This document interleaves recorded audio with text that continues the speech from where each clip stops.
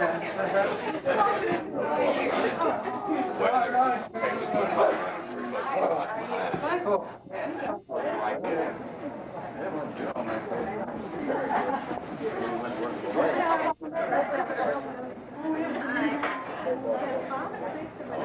am I going?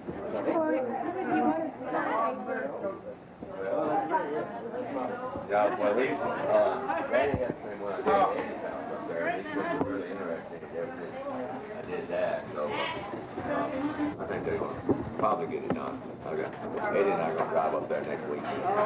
Take a look at it. Oh, look who's out here. Hi, Parker. I got here yesterday. Oh, great. Yeah.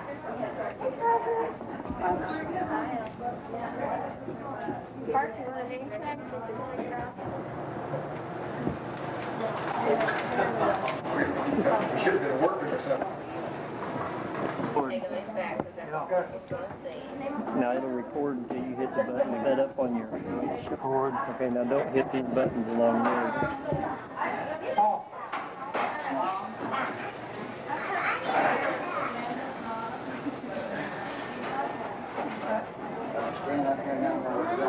Yeah, now he gets well.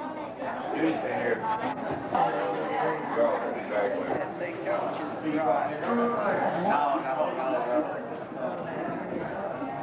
How you doing?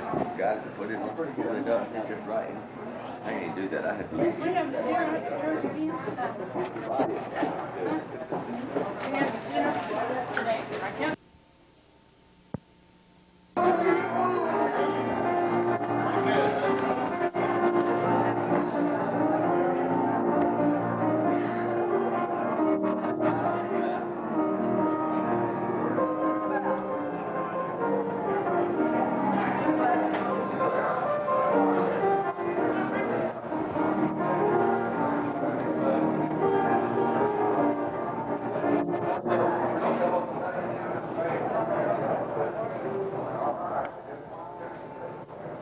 Kind of hard to wind down this morning. It's a pretty exciting day. It's good to see all of you here this morning, and I'd like to welcome all of you.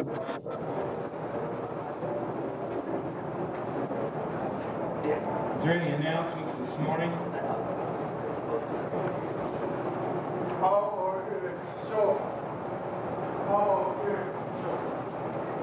I'll say thank you to all of you that worked so hard to make this day the success that I know it is going to be. It's already been in many situations. We had a great time last night, and we're just so appreciative of everything that everyone has done to make this work. And I especially want to thank the committee that worked with me as the, we call it, Centennial Anniversary Committee. We really appreciate everything. Many hours went into the planning and into the work. And we know that it wouldn't have come about if it hadn't been God. We're just so happy to welcome you all here today and hope that you'll be able to give God the glory for the things that He has done. Any other announcements?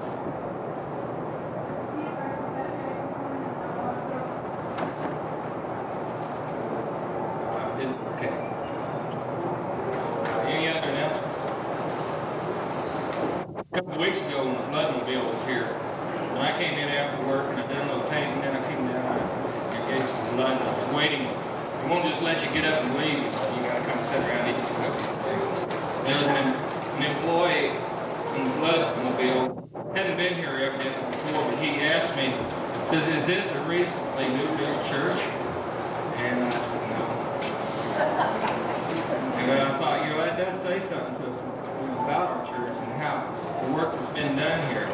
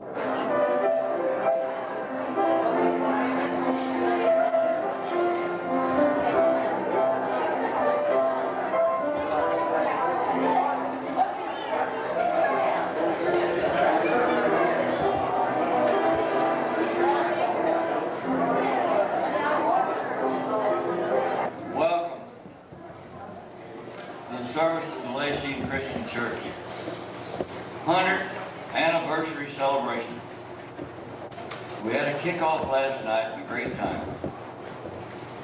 Nice to see all you people out there, and I hope you all receive a blessing to be in the house of the Lord this morning, and plan to attend all the festivities of today. The people out there that I haven't seen for a long time, there are people out there I don't even know. But I reckon that's the reason you got those. Travis, where's your name tag? Emily, where's your name tag? That's the reason for the name tags. I'm not going to go around and look at your name tag. Well, who are you? But I'm sure some of you will, and hope you all have a good time. It would be great if I could look out over a congregation like that every Sunday morning. But we know that is what we're thinking. But we're going to keep working at it. I haven't been in this church a long time. Just 21 years. But I've been here. I was born and raised a Methodist. How many Methodists in this group this morning? Born and raised Methodist. Am I the only one? No, there's one.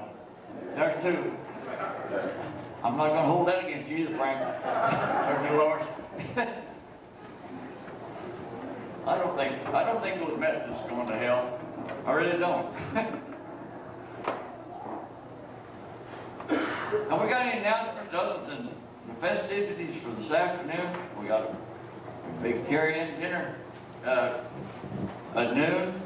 We got a program planned for this afternoon. Okay, Linda, take off. Vacation class will start 6:30 evening at 6:30. Looking for a big crowd. Each time on that very thought, we have some. This is Bringing the mic. No. Okay. Mr. and Mrs. Carl Johnson, Mr. and Mrs. Danny McElreese, and Mr. and Mrs. Herbert Pemberton invite you to share in the joy of marriage, uniting their children, Jennifer Lee and Herbert Dwayne. The celebration of love will take place on Saturday, the 6th of July, at 6 o'clock in the evening at the Methodist Church. And there will be a reception following at the community. Thank you, Bob. I've been asked to announce that there is a nursery upstairs, back in the southeast corner, and all you smaller children want to go, why, they'd be glad to have you up to the 4th grade. We'd be glad to have you upstairs.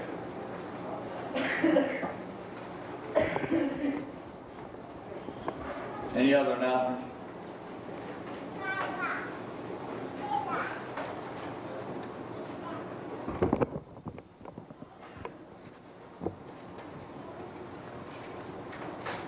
I was honored last evening to have a big part of my family with me. And at this time, I'm going to ask my number 2 to lead us in prayer. Lord, we thank you that we can come celebrate your home and celebrate 100 years of this church that's worshiped you. Lord, we're particularly thankful that we have this country that allows us to worship in this church. We ask that you guide and direct us, that you open our hearts and minds, that you give us understanding, and that as Lynn brings us a message, that you give him the wisdom to hold it. Grant us this day, Lord, and grant us another night together. All these things we ask in Jesus' name. Thank you, Steve.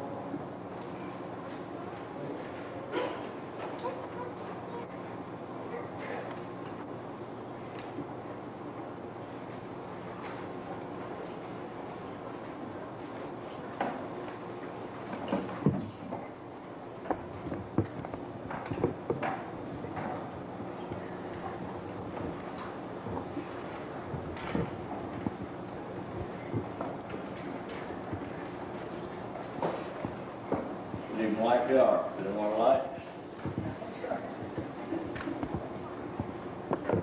Back here, you have some course books.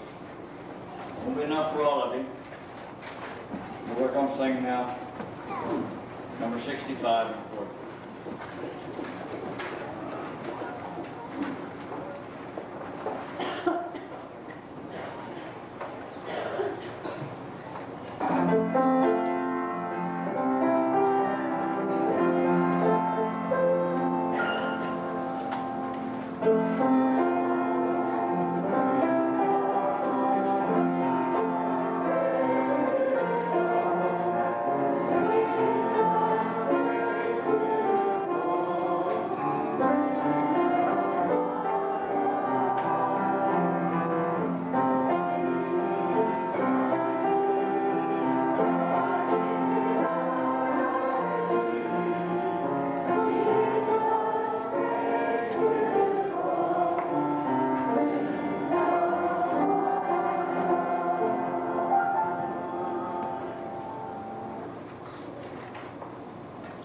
Now turning page back to number 68.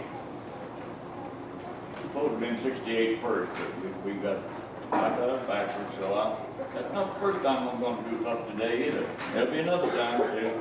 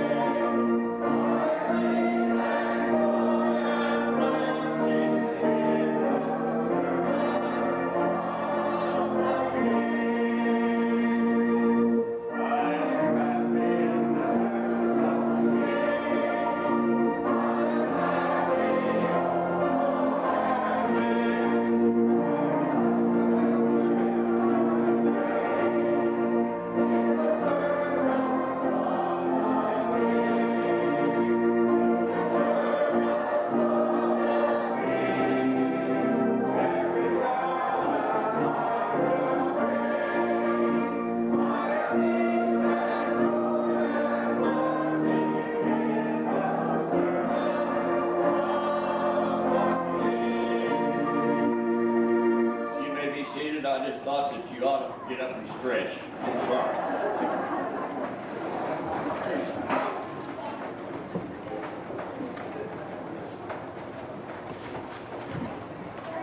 This is the day that the Lord has made. Let us rejoice and be glad in it. And all the Lord's people said, Amen. Before I continue with me and medication, I have one announcement to make.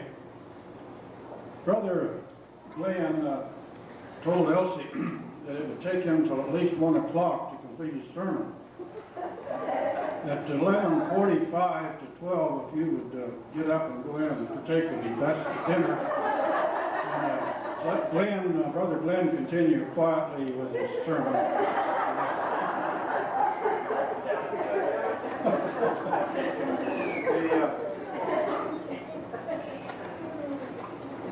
I'm not going to read any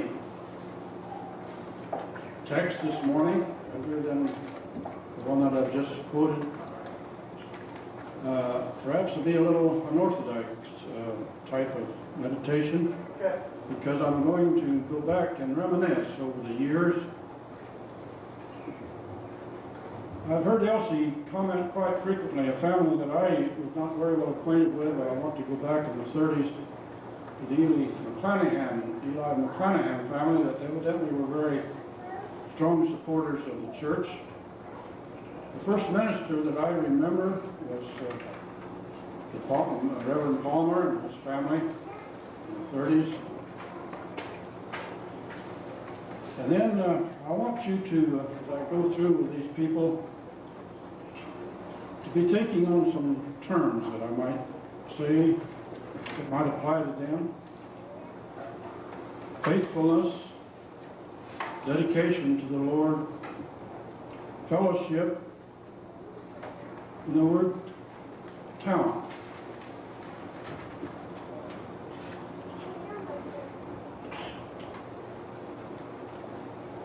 Shy and timid, she wasn't. I imagine a lot of you know who I'm going to say. Pansy McDowell. You might, as a stranger, come in and think that Pansy was shy and timid. She certainly wasn't. You had to love her. The next day you might dislike her. But Pansy was very dedicated to this church. She taught classes. She directed music, the choir, and musical programs. Pansy definitely was a dedicated Christian, very dedicated. I'd like to go back then and do a little personal touch. It's a little country school out here in the country where I live and was raised. Back in the late 30s and early 40s, about 20 to 25 young people, one or two married couples, young married couples. They didn't attend church very frequently in place. But the community saw a need to have Sunday school and church out there.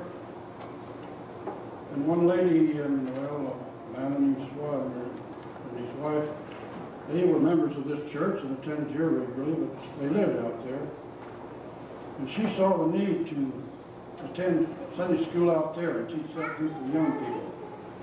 Probably attendance of about 40 sometimes, and about 25 of them are a young adult class that Elizabeth Rose taught. With her efforts she felt the calling of the Lord that 13 of us accepted Christ as our Savior on Sunday night in the old orderly church. I think Alan Tribby and I are the only ones in this community that among that 13. Harold and Donna Lee attended that class, but they were members of the church before them. They were one of the old married club.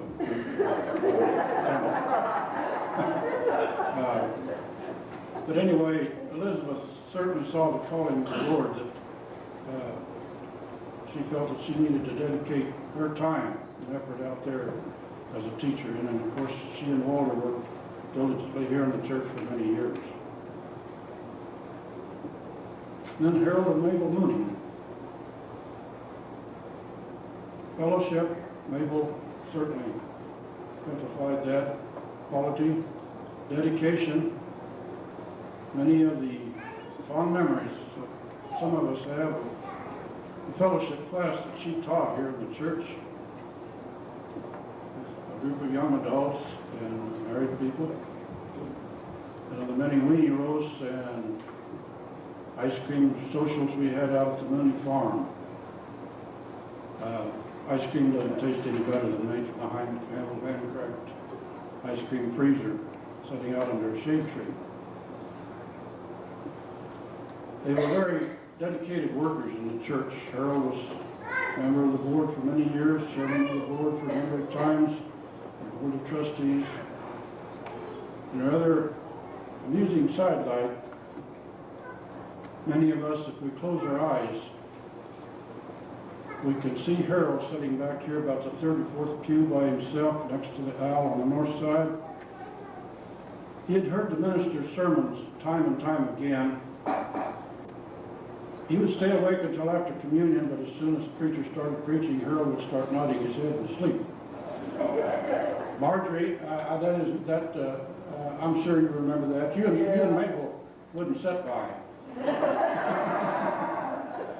But Harold and Mabel were certainly dedicated Christians and worked very diligently in our church.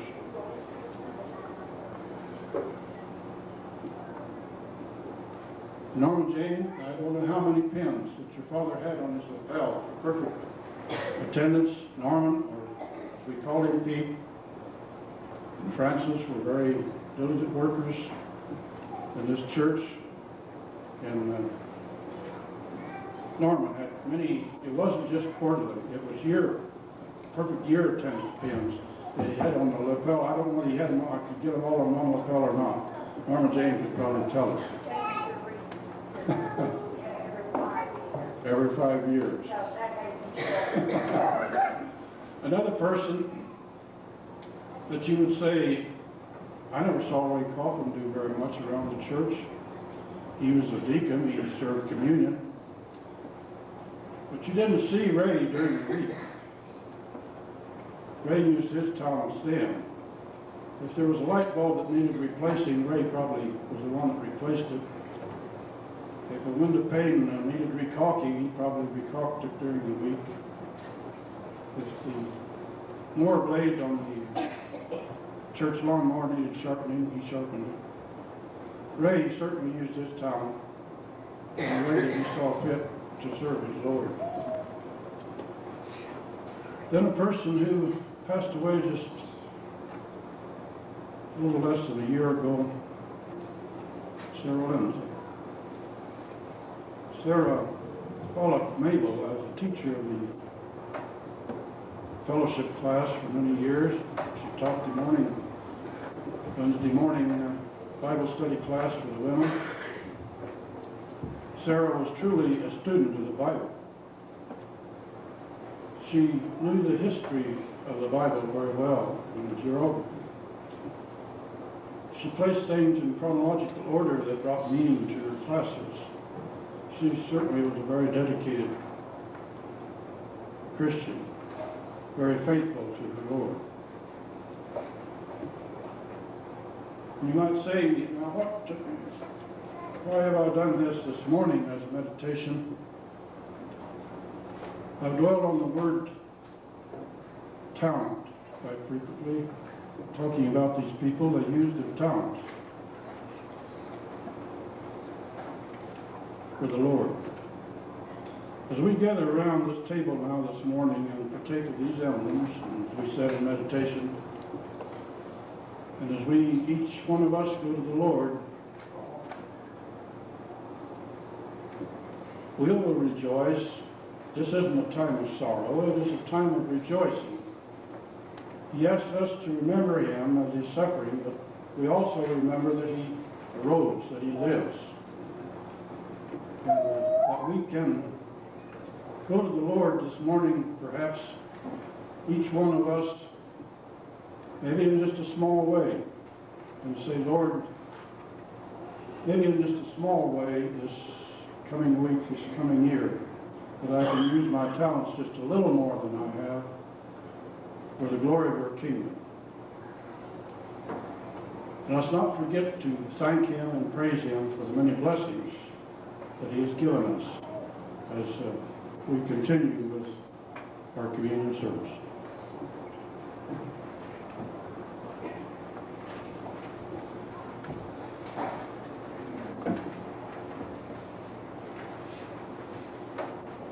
Thank you, Emmett, for that nice human meditation you gave us this morning. The opening hymn will now to hymn number 402. We'll sing our communion song.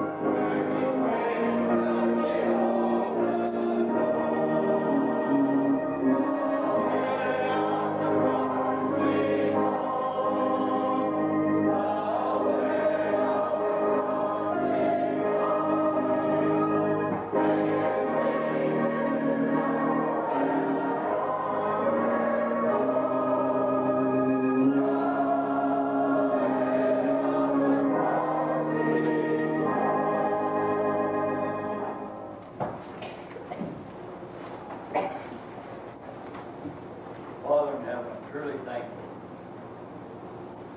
for this great day that we have to ask you to bless each one gathered here this day. Thank thee for the history of this church, 100 years. Lord, we just pray that it will be here many more years. Pray that you guide and direct each one of us this day. Make our minds receptive and understanding to thy word. Be with our speaker as he brings the word. Give him words that might enlighten and inspire each one of us. And as we gather around this table, let us remember the meaning. Let us each examine ourselves. May we all rededicate our lives to live a better life for thee. be with the leaders of our nation. Give them wisdom and knowledge and understanding of the things that they do.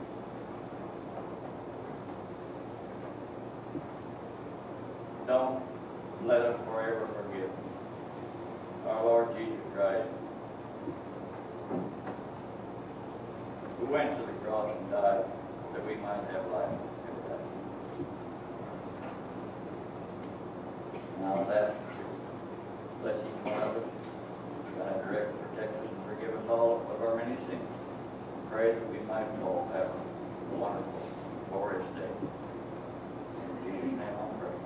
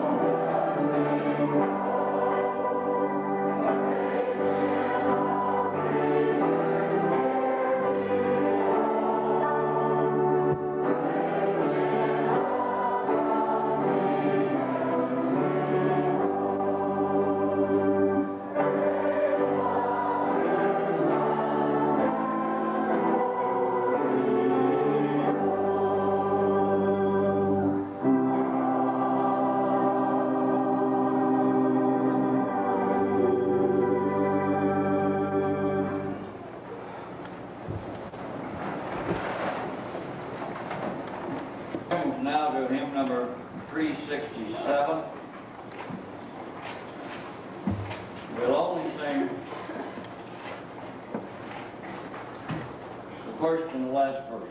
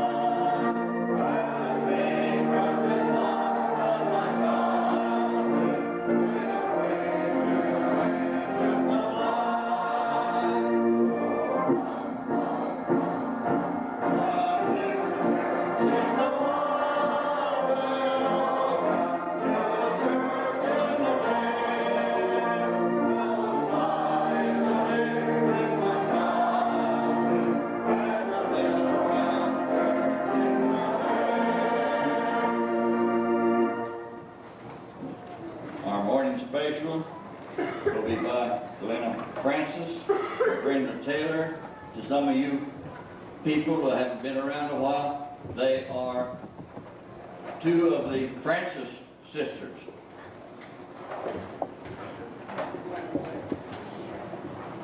What did I say? Did I? Huh? You said Francis. I did? Okay. Glennis Ferris. It used to be Francis. The Francis sisters. I told you I'd make more mistakes today, and I'm not done yet, so there'll be some more.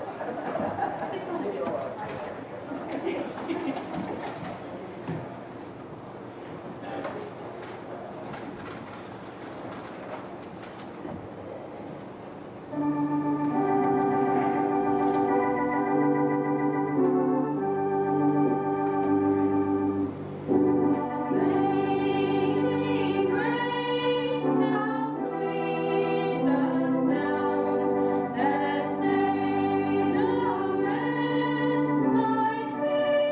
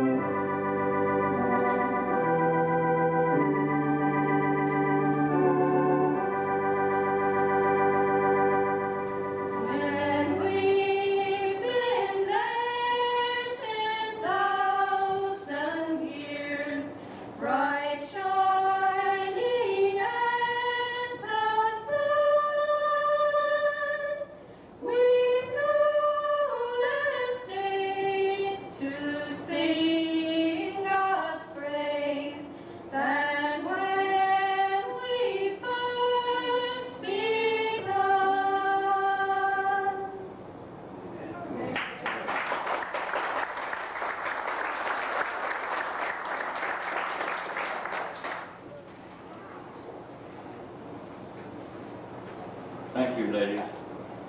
You know, the only thing that would have made it better if those other sisters had been up there with them.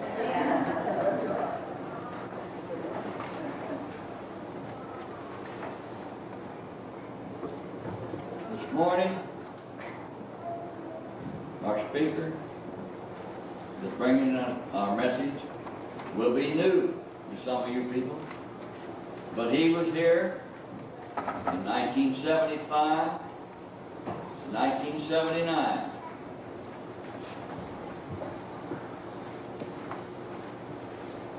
He's journeyed many miles since he left here, but he hadn't forsaken his Lord. He and his wife Kathy are now residing in Alma, Nebraska. They are spending their time while they're down here at my house. And I'm glad to have them. I present to you now Brother Glenn Myers.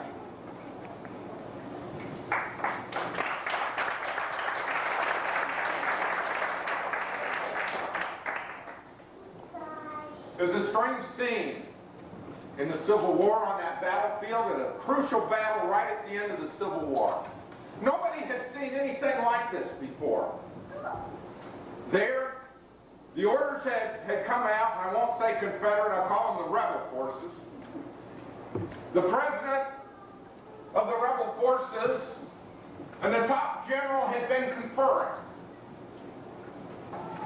And the edict had come out that they were to be captured. But the instructions were very clear, they were to be captured alive. And there on the battlefield, in the midst of the heavy woods around the area, the president of the rebel cause was caught. And a great debate ensued as to whether to bring him back alive or whether to kill him. Whether to put an end to this and make sure that there wasn't going to be any more rebellion. All they knew, the generals knew what the orders were. But one general thought that he could disobey the orders and get away with it. Because he had some inside information on the ruler who had issued the order. Things haven't changed very much in politics, by the way. As they considered what to do, the historian describes a very interesting scene. He says that the great battle had been waged that day. The woods were so thick that he said the woods had claimed almost as many casualties as what the fighting had. 20,000 men had died that day in this great battle.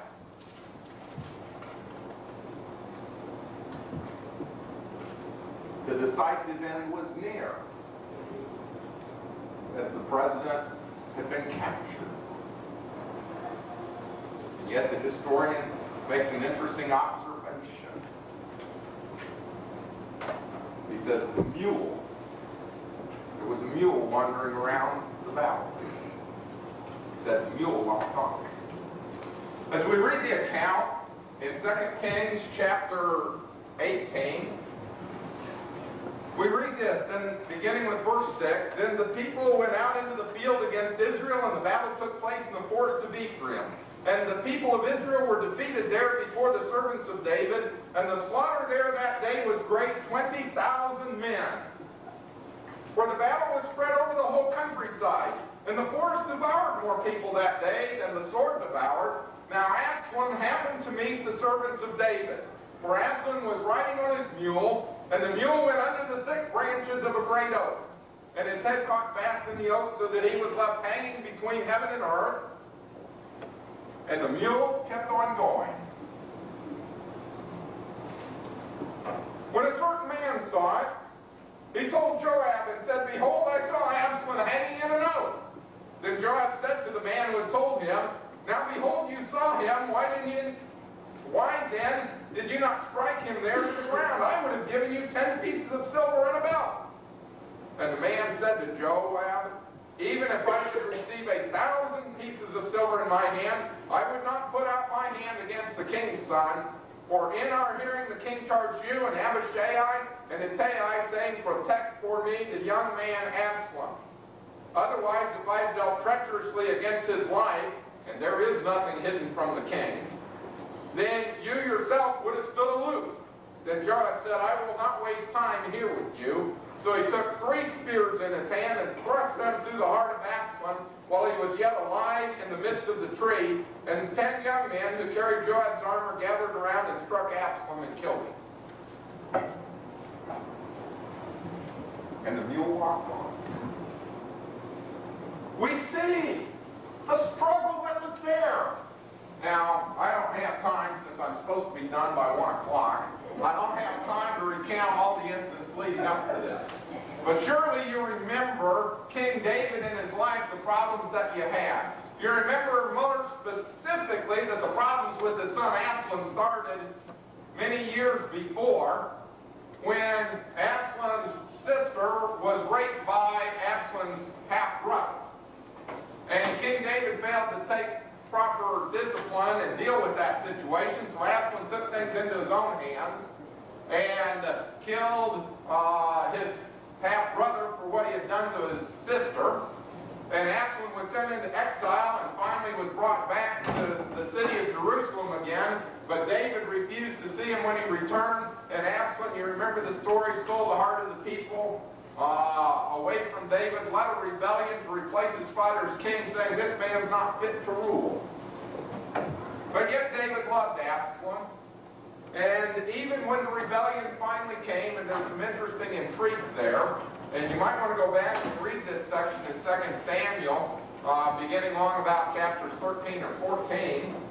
I planned on reading all those for you this morning, and they told me I couldn't do that. And you might find out the real political intrigue that was there. Hithophel, who was a trusted counselor of David, who deserted him and counseled Absalom, and if his advice had been followed, David would have been killed and defeated. In the very beginning of the rebellion, his advice wasn't taken, and he went home and put his house in order and hanged himself. See, politics doesn't change much.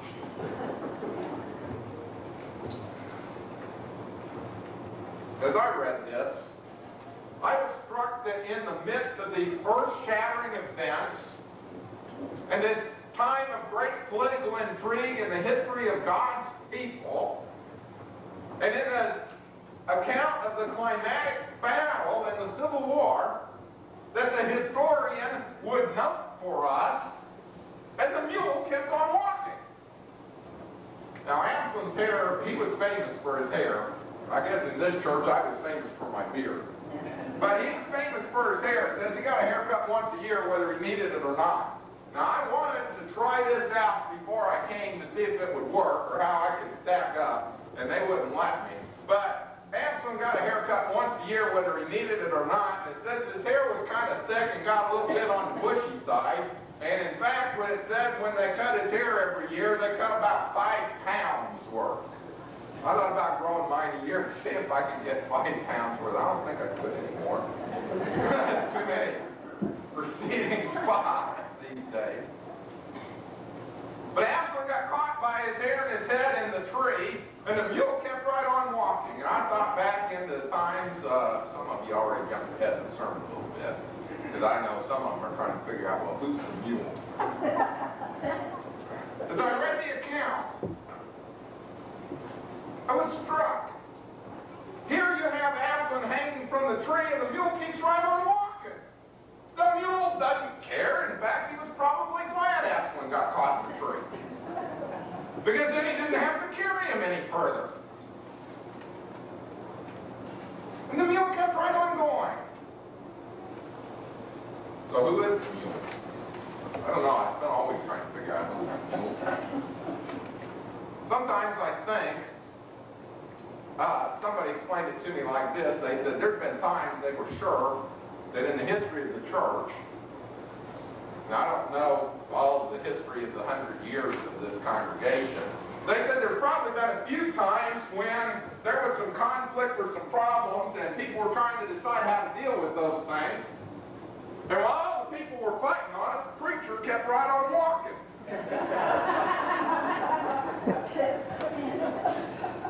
Maybe the preacher's mule sometime. He said undoubtedly there may have been times in the history of the congregation when the people stood around debating what to be done, what should be done in a given situation, and a few times maybe where they were even discussing whether to let somebody live or not, or whether 3 spears in the heart was too good for them. And other people just kept right on walking along.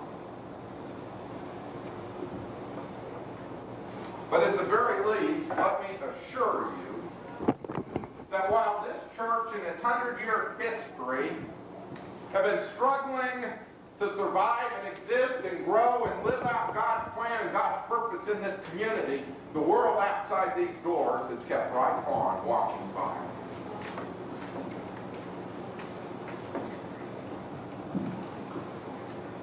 I think it's time we do something about it. I think it's time somebody catch the mule.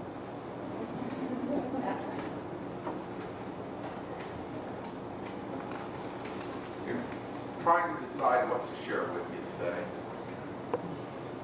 I thought long and hard about where in the world in the Bible I was going to find a 100-year birthday. And I couldn't. I thought about some important events in the life of people. Why Abraham, when he was 100, he was just getting started good with his family, and there were some exciting things we could talk about there. But I finally found somebody who was celebrating 85th birthday. And I thought, oh, that's close enough to 100. I mean, you know, when you're young, 85, 100, that all seems like forever. At least it used to. There's a story back in the book of Joshua about a man who was celebrating his 85th birthday. He was an old man. In fact, he was one of the 2 oldest men alive in the country at the time. His name was Caleb. It was his 85th birthday, and I hate to bore you guys with all the details that you know. Let me just refresh your memories and mine at the same time.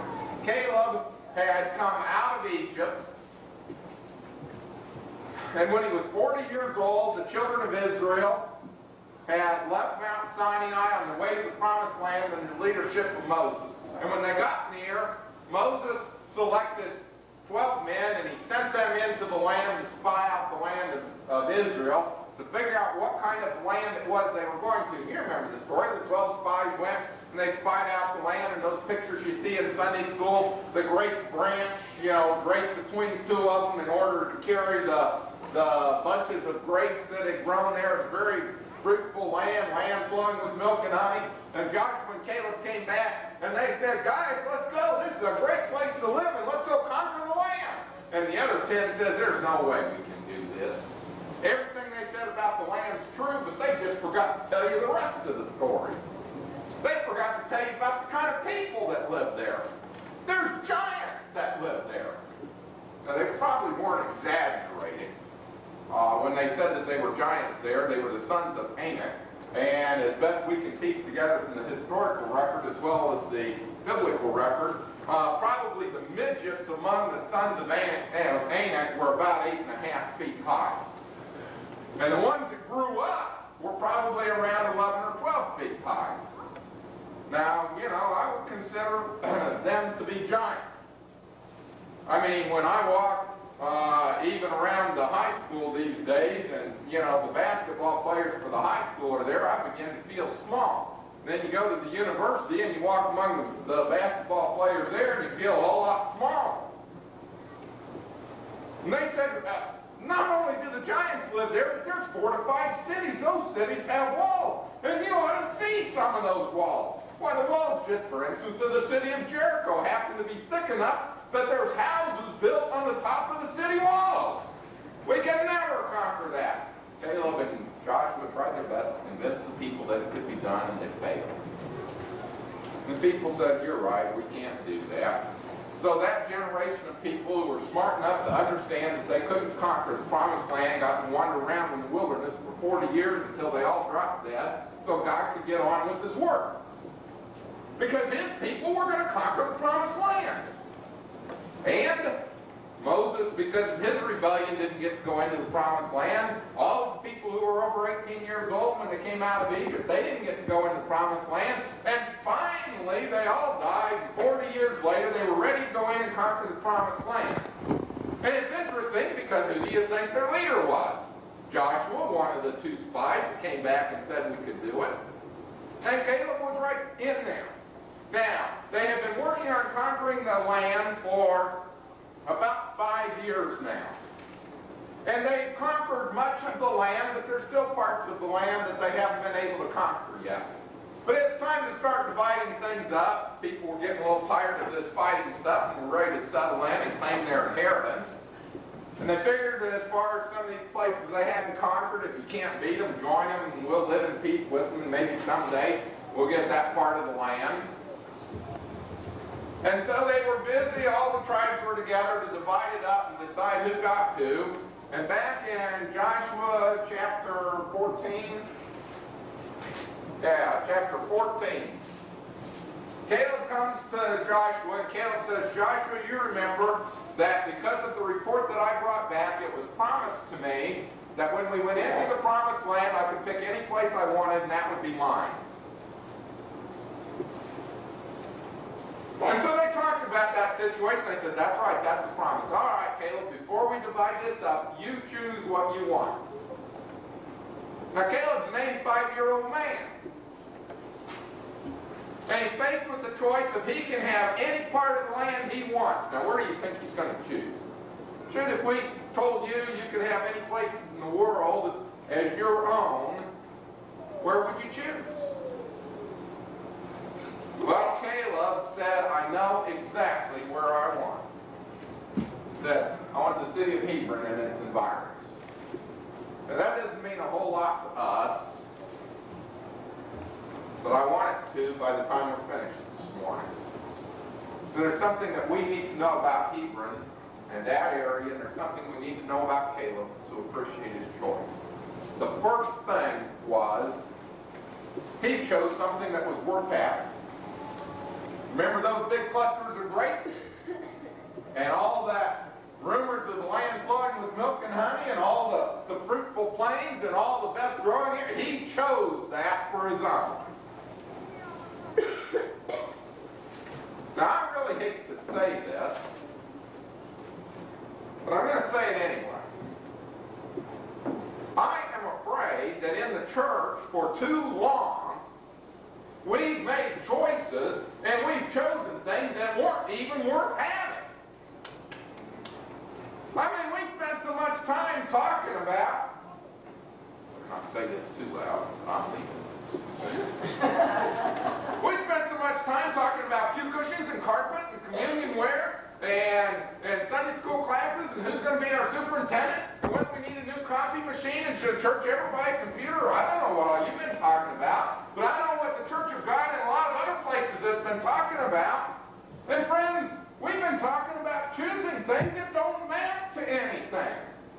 And at the same time, that maybe we've even chose to say, oh, wouldn't it be wonderful if in our peak we could have 100, 150, or let's be real strong in our faith and go for 200 people to come and worship here. What's population we've seen these days? That means we're leaving 1,000 people out. We call that faith? We get excited about that and think we're doing God a great big favor? Friends, let me just challenge you as a congregation, as you face, as we face as God's people, the next 100 years, let's make sure that what we choose as a church is worth choosing and worth having. This is our heritage that we're passing on to our children and our grandchildren. And it scares me a little bit when I see all these little ones grown up.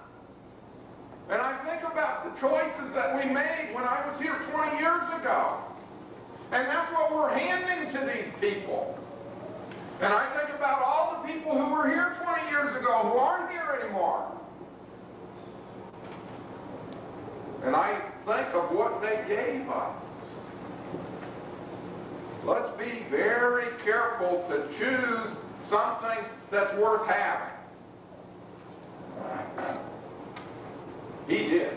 He said, I know I came and I spent my time tromping all over, crossing the creeks and the rivers, and up and down the hills and the valleys, in this land from the south to the north. And Caleb says, I know what's worth having. And Hebron and that environment is worth having. And now we might say, well, this is a greedy kind of guy. He wants the best for himself. Well, yes, he did. But let me tell you the rest of the story. The second thing we need to know about the city of Hebron is in 5 years of fighting, in 5 years of conquering the land, the children of Israel had failed to conquer Hebron. That's where the giants lived. That's where the best walled cities were. And the children of Israel for 5 years had been unable to conquer it. And Caleb says, you give that to me for my inheritance. And what he was saying was, if we fail to conquer it, if my family and I fail, then my descendants forever will have no inheritance in the land. I wonder if we're ready to go out on a limb like that. Caleb had said 45 years earlier, we can beat these guys. And nothing had happened in the last 45 years to convince him that they couldn't. They hadn't. But he didn't believe that they couldn't. And his faith in God that 45 years earlier had said, we can do it, his faith still said we can do it, and he's an old man, and he says, we're going to do it. And I'm putting my reputation and my children's inheritance by putting it all on the line that we can. Now, I got to be honest.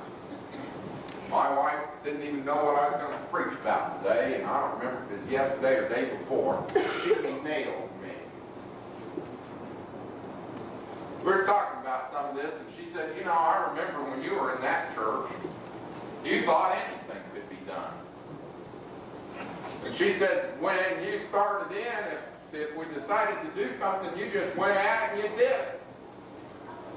And she said, now I notice that you aren't quite like that anymore. Now, when somebody suggests something, you try and figure out whether it can be done or not. And a lot of times, I'm guilty of finding reasons why it probably can't be done. You know what? She's wrong. And I'm wrong. And I acknowledge that. Our faith in God should be growing and increasing, and what we should understand is, if God has told us to do it, then we need to go do it. And the fact that it hasn't got done yet just means it's time to get serious about it. It's time to do it. Jesus said, go into all the world and preach the gospel. We haven't quite got that done yet. It's time to get serious about doing it. And maybe it's time to get serious starting right here. I assume, though I suspect sometimes when I come back here that LaCygne's close to the end of the world, that when God said go into all the world, he probably included all the houses in LaCygne. And maybe even all the people out. Is Jingo still out there? Do anything here? And Cadman, Barker, and all these other places around here in Fontana. Maybe it's time for us to get serious. Maybe it's time for our faith to step to the forefront. You said, you know, when I was young, back before I was so smart, I believed God could do it, and God hasn't changed it.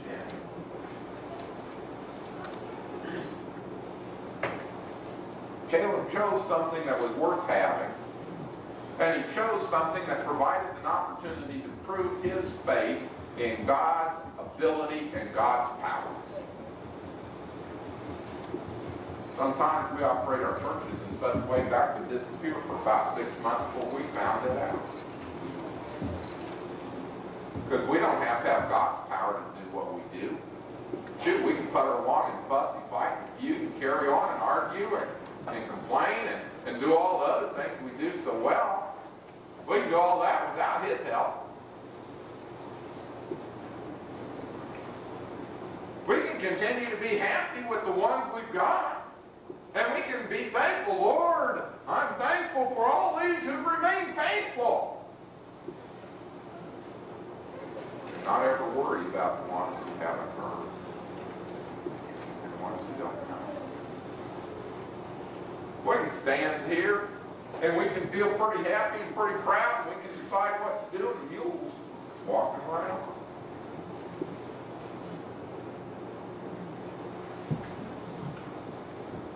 One more thing you need to know about Caleb's choice. That is, if you go on and read the next chapter, chapter 15 in Joshua, you found out that Caleb had to have help to realize his dream and to claim victory.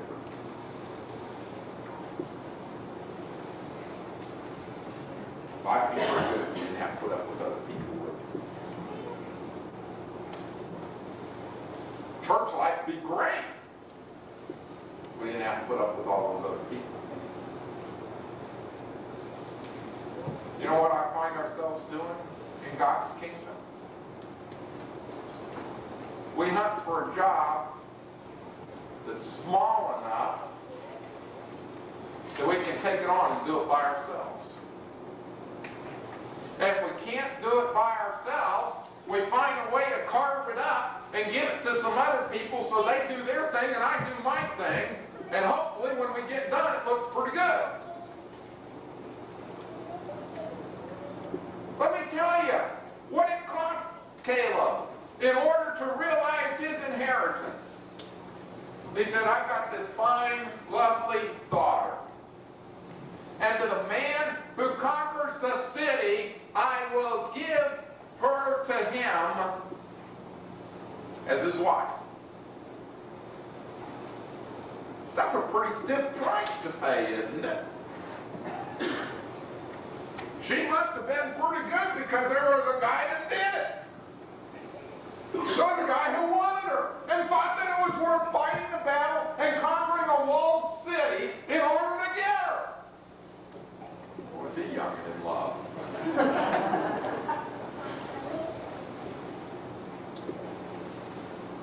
He had to have help. And he gave something that was very precious to him, to the ones who were willing to help. We talk about fellowship. We talk about being part of the family of God. I wonder if we understand this. Are we willing to make choices as the people of God in this place where if we don't have each other, we can't do it?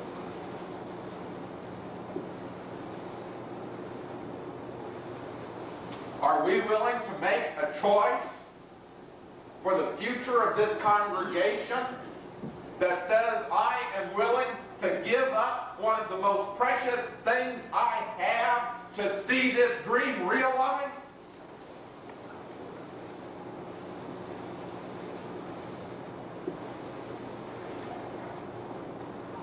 Are we willing to settle for second or third or fourth best in the hopes that I can do it by myself and those other people go do their own thing? And if they make it great, if they don't, that's their problem.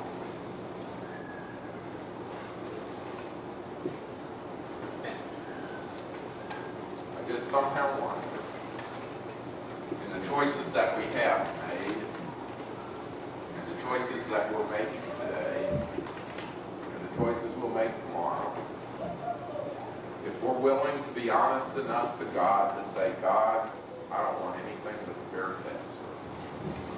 I'm not willing to settle for anything less than that. I wonder if we're willing to put our faith and our trust and our confidence in God, realizing that if God is not on our side, and if God doesn't fight the battle, and if God doesn't win the battle, we're through. I wonder if we're willing to risk it all on the faithfulness and the power of God to do what He's promised. And I wonder if we're willing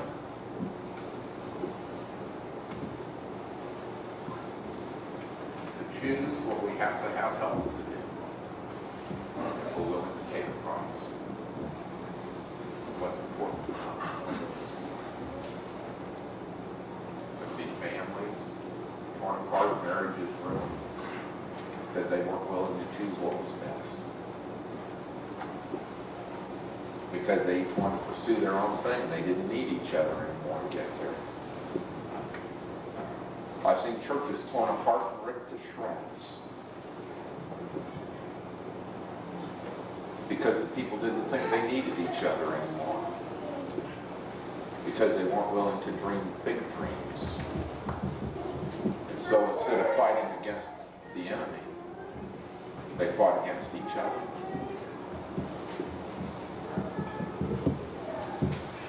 I wonder if when the story of our lives are written, and the story of our stewardship of God's kingdom in this place is written, I wonder then whether they will say of us, we hung here suspended, caught, trapped, while the mule walked on. The world is passing us by.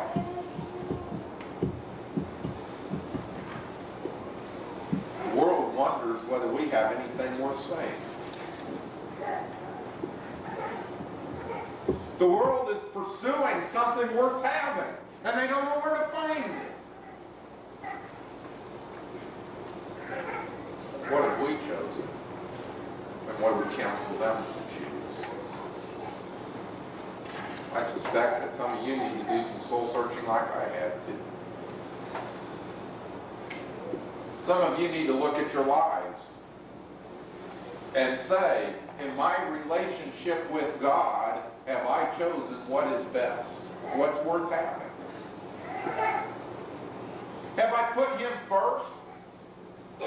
We talked about in our Sunday school class. The last lesson, they talked about serving and worshiping God only. Have we got that down yet? Have we decided that He alone is worth it? And that regardless of what else I accumulate in life, regardless of what else I may accomplish, regardless of what else they might say about me,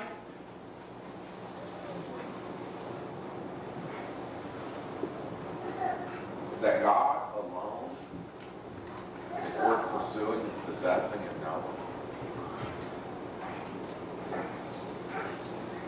What about it? What kind of choice have you made? We need to do some repenting. And we need to make some choices different than what would have been true. What about our faith in God? Is He able to do it? More importantly, I guess, not is He able, are you willing to let Him work through you? Or does God need to raise up a new people to do His work in this place? Does God need someone to step forth from the midst and say, I know we've tried for all these years to conquer, and I know you've given up and you're ready to settle in and be happy with what you've got. But for me and my family, we're not. Maybe you need to be one to step out as Caleb did and said the rest of you can get comfortable and settle in your houses and lands, but there's conquering to be done and there's work to be done, and I'm not going to rest until it's done.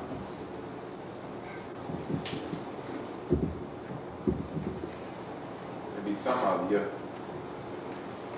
need to get over your pride and your rugged individualism and your self-reliance maybe you need to go to some other people and say, I need some help.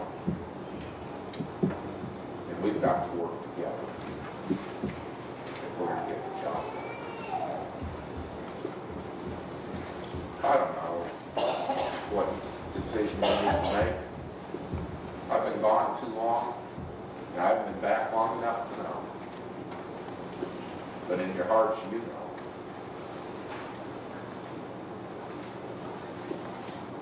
Are you ready to catch the mule? Are you ready to get on the mule and ride the mule? Are you going to stand around and talk about what in the world we should do? What choice will you make? Invitation time, commitment time, I don't know what your bulletin says. It says what? Invitation, yeah. Yeah, we probably need an invitation, but we probably need a commitment, yeah. A commitment time. A time for us to hear the voice of God, for us to dream the dreams that God has put before us. A time for you to step out and to say, God, I hear you, and I'm ready to get with it. Now, I understand in our churches, we're cool. And we don't need to walk down front. We can make a decision where we're sitting. And that's true, you can. And there's nothing wrong with that. But I can't think of any better day than the day when we're remembering 100 years in the past. And I assume, at least I hope, we're looking forward to the next 100 years. Shoot, I'm hoping 25 years from now, when you get to 125, you'll invite me back to preach again. If I quit, you might. Carol might think I'll still be preaching then. I hope we're looking ahead. And I hope we're saying, God, what is it that you want me to do? And how can you use me? And I can't think of a better time to step out and say, you know, we've got 100 years behind us, and we've learned some lessons from those 100 years, so let's take those lessons, and let's put those lessons to work. And let's go on, and let's do what God's called us to do. Our work isn't quite finished yet. We've got to enlarge the sanctuary so we can put the other 890 people, or however many aren't here today from our community, so we can fit them in. You understand what I'm saying? Maybe it's time for us to be like Caleb and say, you know, we may be getting a little old, a little gray.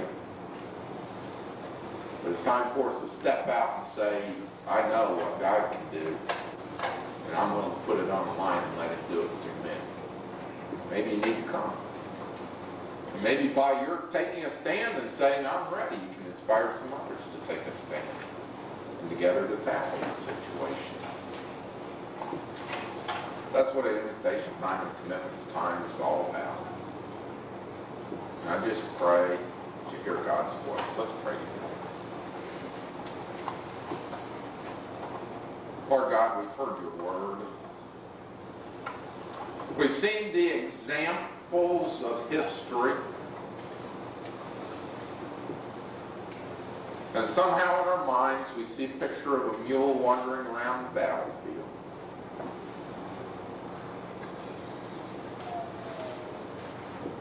Help us to care, Lord. Help us to have faith in you. But most of all, Lord, help us to be willing to step out and to step forth and say, God, you begin your work anew, and you begin it today, and you begin it in my life through me.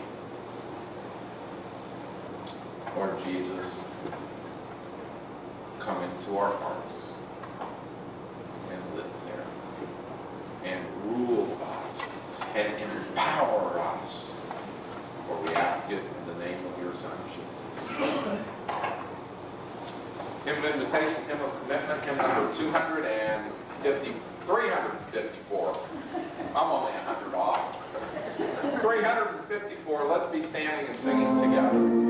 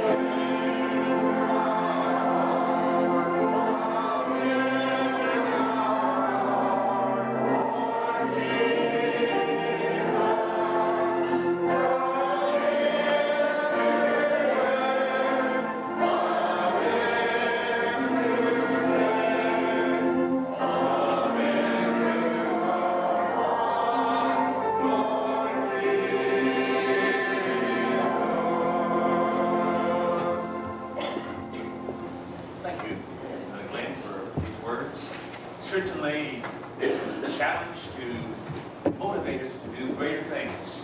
Some things have been accomplished, but no doubt many things need to be done yet. That God's will can be done in our lives, that we can accomplish greater things and accomplish the mission He has set before us.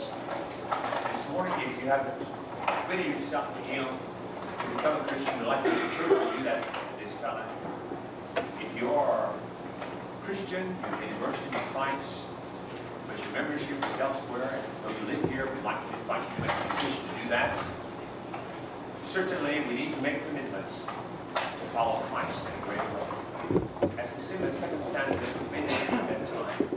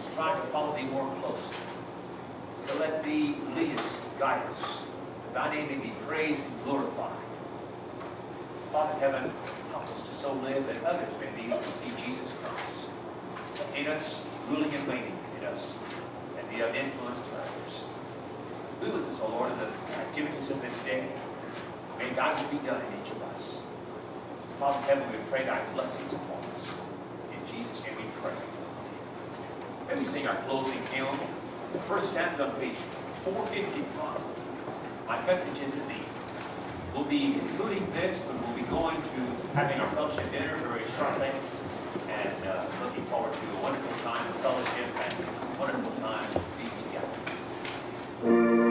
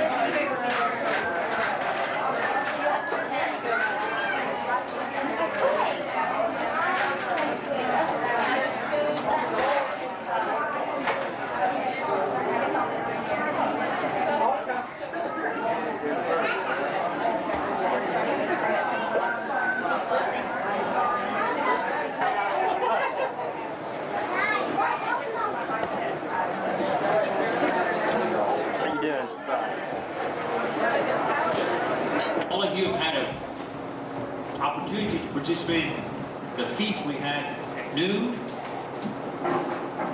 If there's anyone hungry, I'm sure there's still a lot of food. I don't think I've ever seen so much food together in this place. It was enormous, it was delicious, and thanks to all of you who helped to make it possible. Because you people are fantastic, experienced cooks, and we certainly appreciate all that you've done. It's certainly a joy to be able to be together this afternoon on this day of our celebration of our 100th anniversary. It's a day we have longed for and worked for and prayed for and anticipated, and the day has arrived. It almost doesn't seem possible.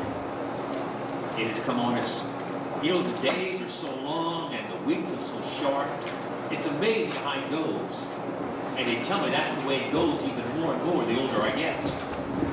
So, anyway, it's a wonderful time to be together, to be able to do some reminiscing, to be able to do some fellowshipping with old acquaintances and old friends, and be together.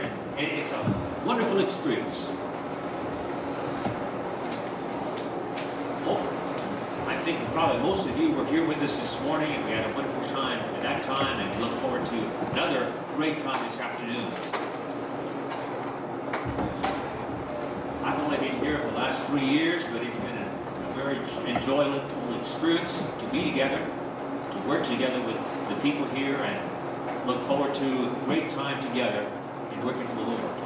That His name may be honored, that people may be strengthened and come to know the Lord Jesus Christ.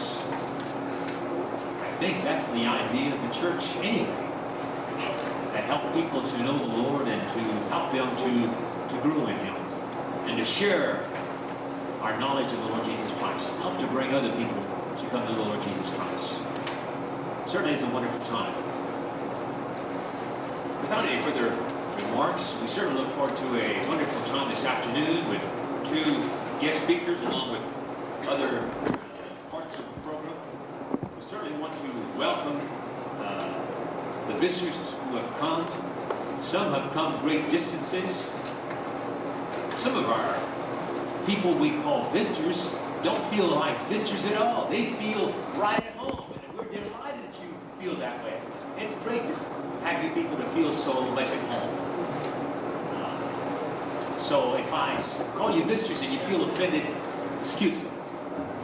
We're delighted that you've come and you're a part of us and are able to be with us this very day. May we stand for our prayer, opening prayer, please.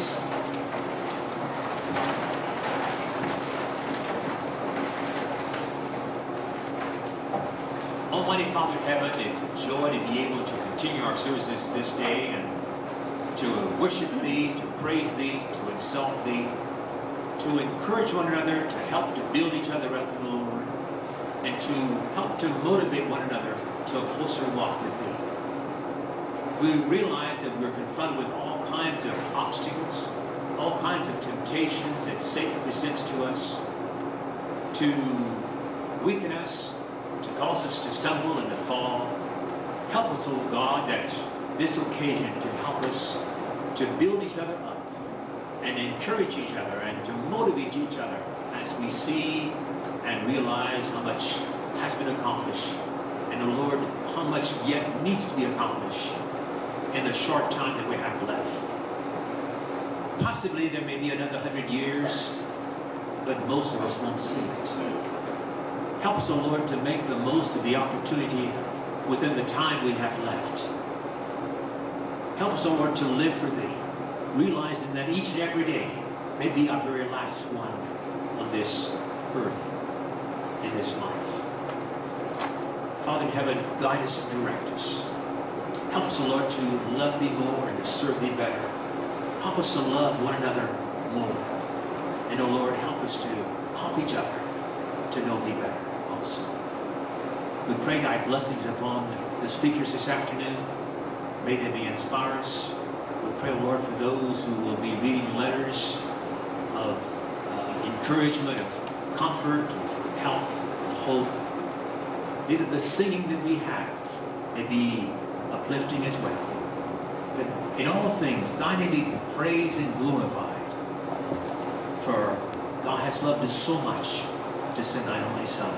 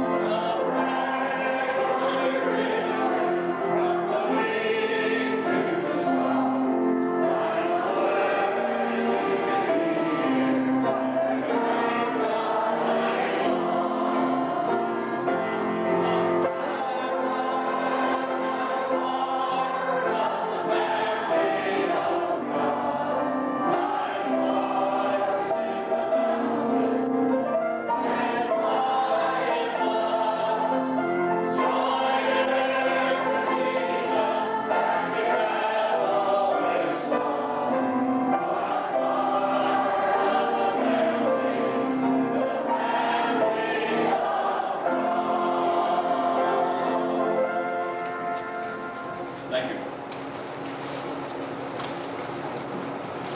I have made no preparation whatsoever for this afternoon. My wife always did say that I always waited till the last minute to do anything, and she was right. Lois Irvin, I don't know what she's here now, but God bless her soul, she was always after me when we had a cantata, a fractional quartet, for me to get my part. And I was always the last one to learn. I keep putting them off. That's just what I've done today. We've sent out invitations to all the surrounding churches, even the ones here in LaCygne. I see several of them around. We sent invitations to, I don't know how many we sent. Do you know, Elsie? What? Approximately 270 invitations. We had hoped that there'd be 270 people here, but there's only about half of that many. A little more. I'd judge there's 148. Anybody want to count them?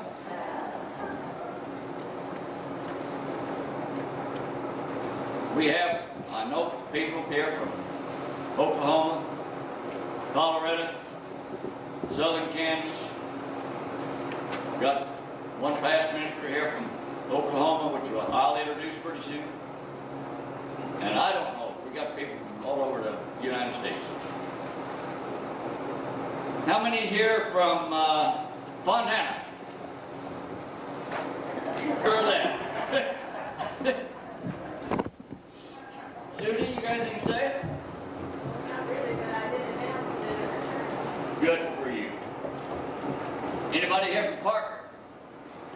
There's one.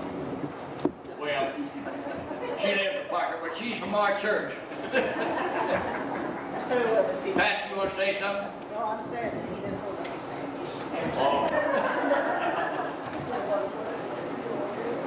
Okay, we got some here from Beagle. Hold up your hands, gal, from Beagle. There you are. You want to say anything, Mildred or Miss Nichols? Thank you.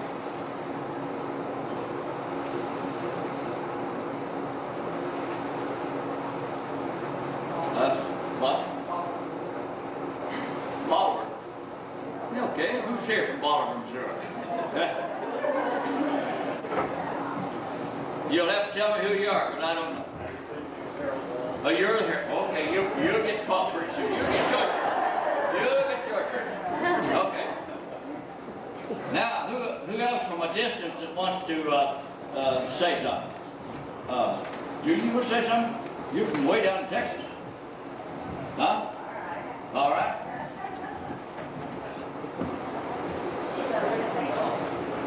I really want to say something. All right.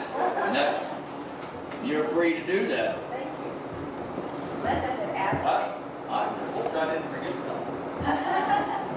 Linda had asked me one time ago to write something for her to publish in the bulletin. And I'm like you, I put it off. Put it off so long, I had to come and tell her. I've never written mine. Mine ties with this church go back further than my memory does. I can't remember back that far. I was in cradle roll with Miss Bingham.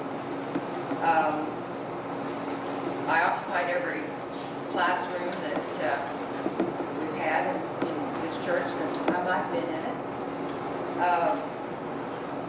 I remember a lot of events. I remember summer camps.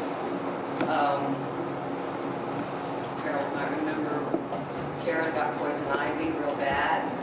And then I remember Linda Ball and I going to summer camp and we have pictures of our 50s wardrobe, which was quite fashionable at the time. I was baptized in this church by Harold when I was 8 or 9, and all that I remember is that I wanted Jesus to know that I loved him. Pansy McDowell is an outstanding memory for me in this church. She agreed to teach me to play the piano if I would play for the church. And so, at a very early age, I was playing for the Sunday school, The Light of Mine, Jesus Loves Me. And then Pansy and Don Lee had me playing specials and hymns once in a while after that. My first paid job was mimeographic bulletins at this church. I remember Cairo and CYF, the wonderful parties that Don Lee used to plan for us. Is there anybody else here that remembers pulling that secret happy stuff ball? And the homemade popcorn ball, the cider at Halloween time.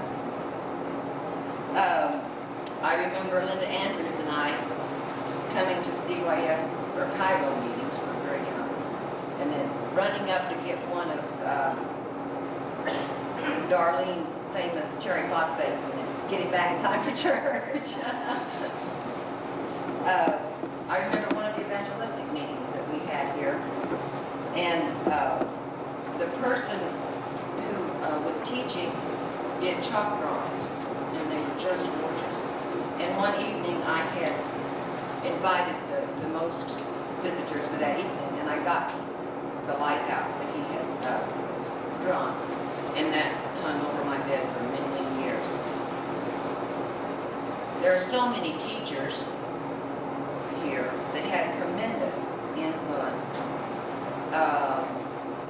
Francis Johnson, Edna Arsberger, Mabel Mooney, and of course I remember Cleta Prager, who got us at such a difficult transitional stage.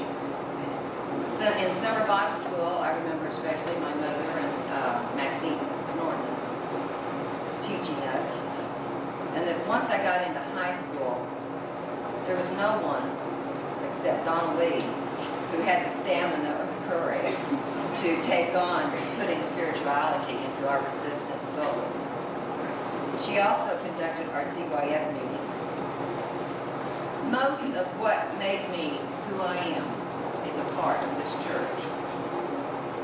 As a child, I remember my parents' church fellowships, and us kids had a great social time too. There's Norma Jane and David and Linda, Robert and Louise Daniel, Jim and Bev Norton, Daryl Hammerson, Joyce Keith and Alan Terry, Lorna K. Scott, and all of us grew up here together.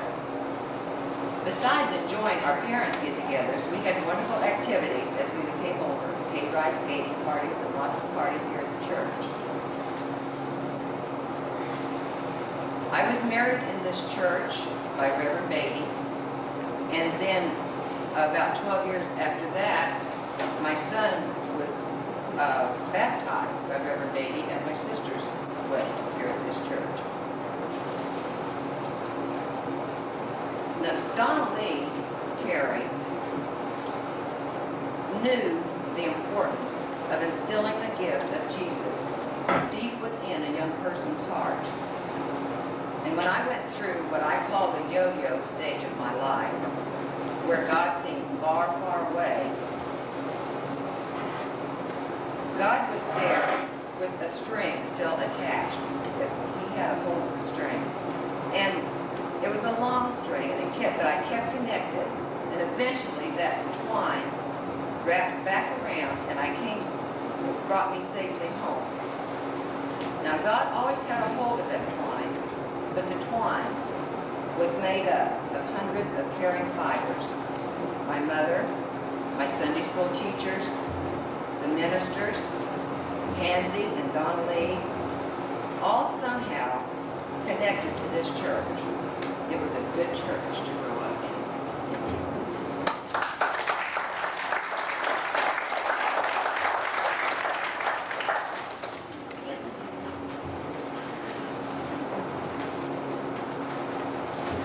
Well, I think the furthest away people that we have here with us today is Ned Keller, his wife Judy, and two daughters, Amy and Pepper. Ned, would you like to say something? Glad to be here. You people that don't know, they are missionaries in Nigeria. Yeah. They're going home. What?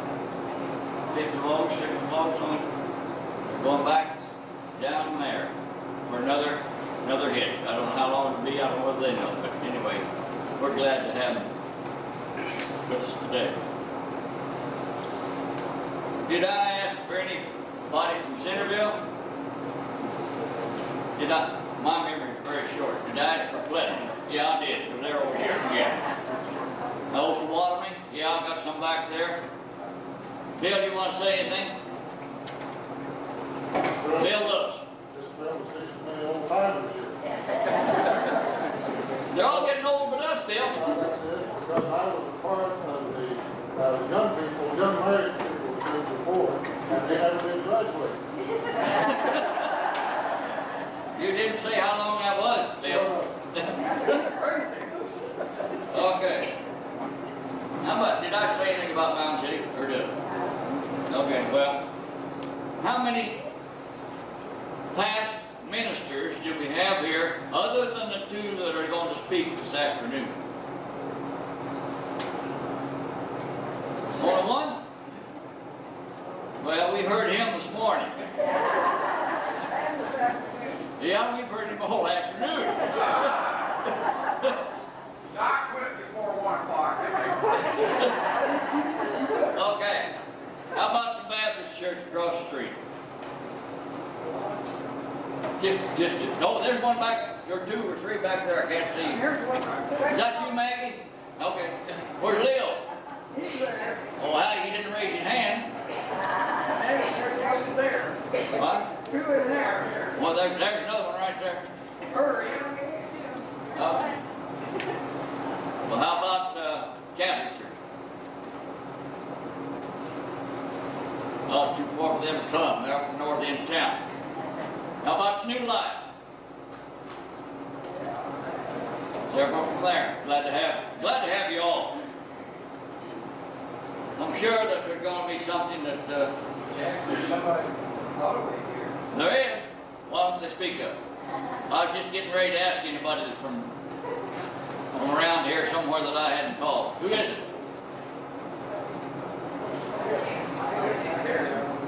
Oh, yeah, Pat. Yeah, say it, Pat.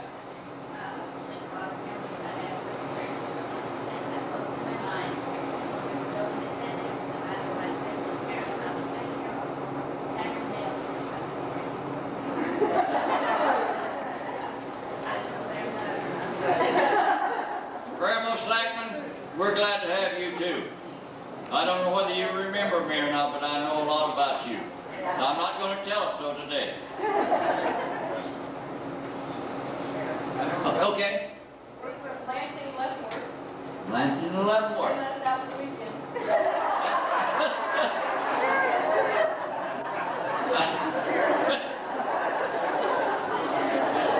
Good for you. I'm Scotty Shaw's daughter. Flavor after that. How about Old Lathan? I thought she'd never do it. Topeka? Yeah, we got a couple over there from Topeka. I'm sorry, I looked around there after a while. Put on?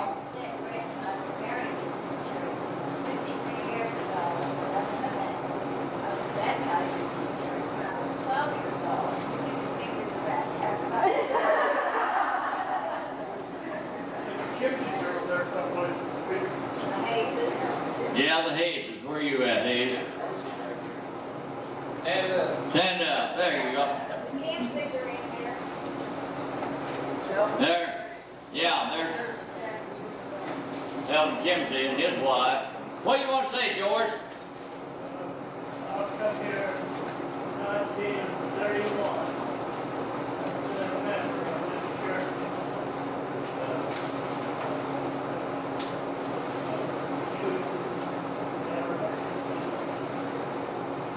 Thank you, George. I tell you, I've got it on all of you. I said this morning I was born and raised a Methodist. I come down here, and they wouldn't let me in unless Bob Brown would try to drown me back here in this little tub. I conceded to let him do that. You know how long ago that was?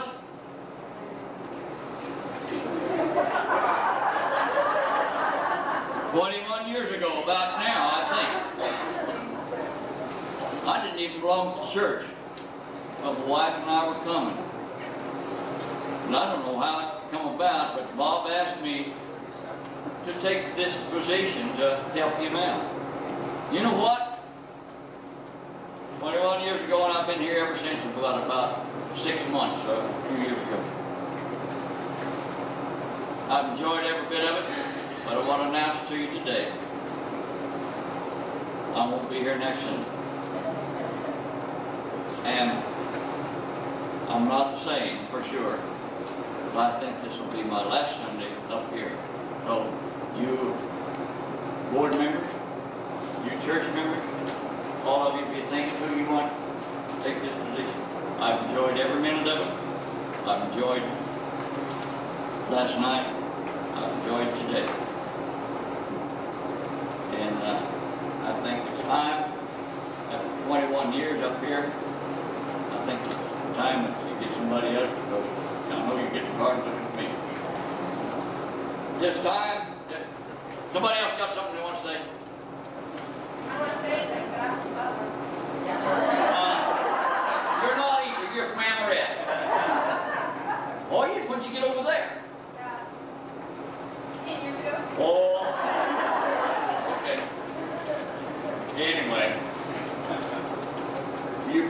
don't know who she is. She's one of the Francis girls who sang up here this morning. Anybody else want to say something? Where they're from? There, okay. She's just down the street here, but I'd like to hear from her. We came here in 1928, and we went right into the Christian church. And I've been a member of the Christian church for 77 years. And I've been here 64 years. And all my life, the church here. Really like it. Thank you, Mrs. Bishop. There's only one person in the crowd still here that can beat that. I don't know where's Carl Dan? Now he can beat that, I know. How long have you been in the Christian church here, Carl?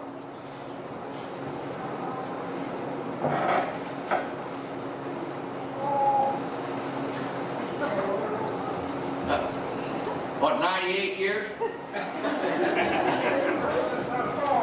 Ever since he's born. And you know what?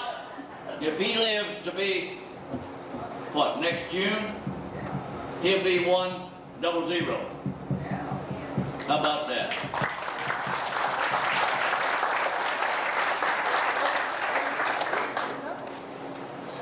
Anybody else want to say anything? Elsie, you haven't said a word, and I know that you're just dying to say something. You don't want to say nothing? What? Who? Well, I asked him to speak up. I'd like to say something. I'm originally out of Kansas City, Kansas, haven't been down here in LaCygne all that long. But I'd just like y'all to know that I count it a profound privilege to be able to work on this church, and I'm really very happy that it's looking this good for this occasion. Thank you, Louis. That's Louis Wilson. You people don't know who he is. He lives up here in the north end of town. Anybody else want to say something? If you're not, I'm going to proceed. Travis, let that be special. Travis, wait.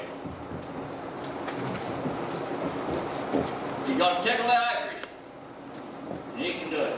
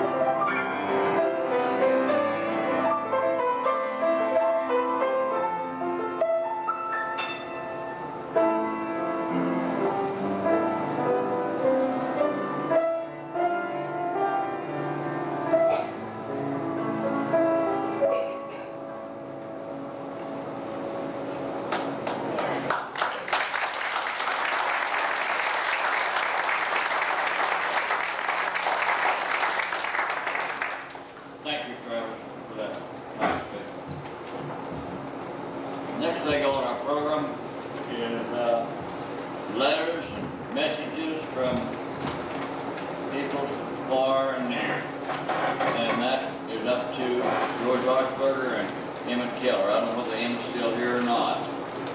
He's not here. George, it's up to you then to, if you've got any of that or want to say anything or want to call anybody up, why, you feel free to do it.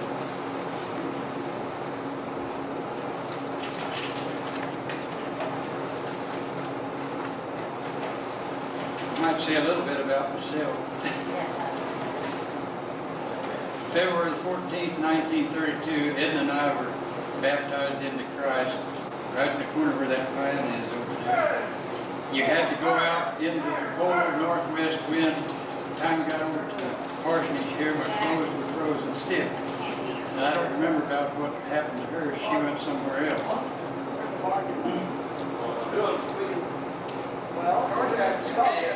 Can you hear? Speak into that. Ooh. That's about all I can. I've never known any better people than I've been associated with in this church since that. 62 years ago, 14th of February, Edna and I have been going to church here. George Harper said he came in at 31. Most of the rest of them that came in before that have passed on. So, as Harold Terry said the other day, he and I are two of the oldest codgers around here. George, next page. 69 years. You're 69. She's a lot older than me. She's about 3 months older than I am. Lottie has more time than that, too. I have 3 different letters here that the church got back. I don't know whether that's all they got back to read or not.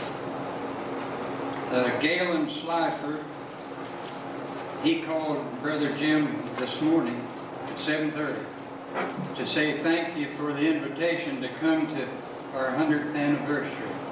He and Ralph had planned to come, but decided that they won't be able to come. Galen has to do all the driving. They hope to come sometime later.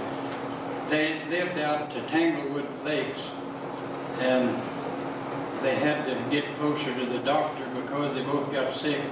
And he went into the church back up there in Kansas City, wherever. So he was a member here for a little while, Galen was. Then we have a letter here. This is a long one. I'll leave it till last. But we have one from the Fontana Christian Church. And Brad Fogel's here. I tried to get him to say he'd talk, but do you want to have anything to say?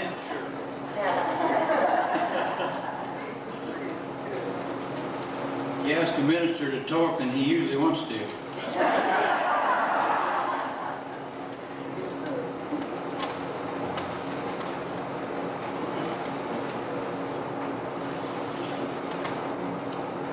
Dear faithful servants in the Lord, your brothers and sisters at Fontana Christian Church rejoice with you in your celebration of 100 years of service to our Lord.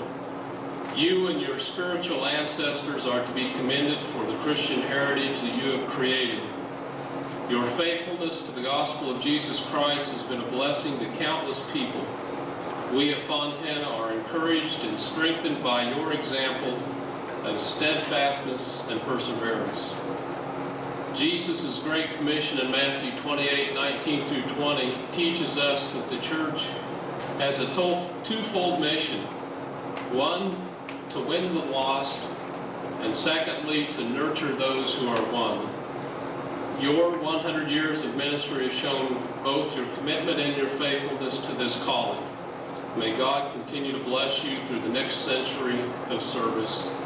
And then I included the scripture from 2 Corinthians chapter 13, verse 14. May the grace of the Lord Jesus Christ and the love of God and the fellowship of the Holy Spirit be with you all.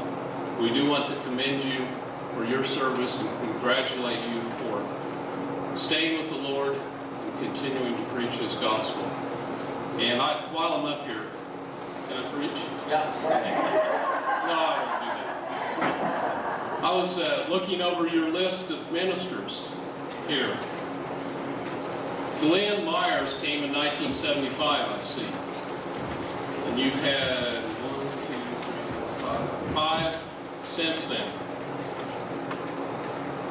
I came to Fontana in 1976. They haven't got rid of me yet, so one of us is doing something right and one's doing something wrong, and I suspect that you guys are doing the right things. I wouldn't keep Glenn either.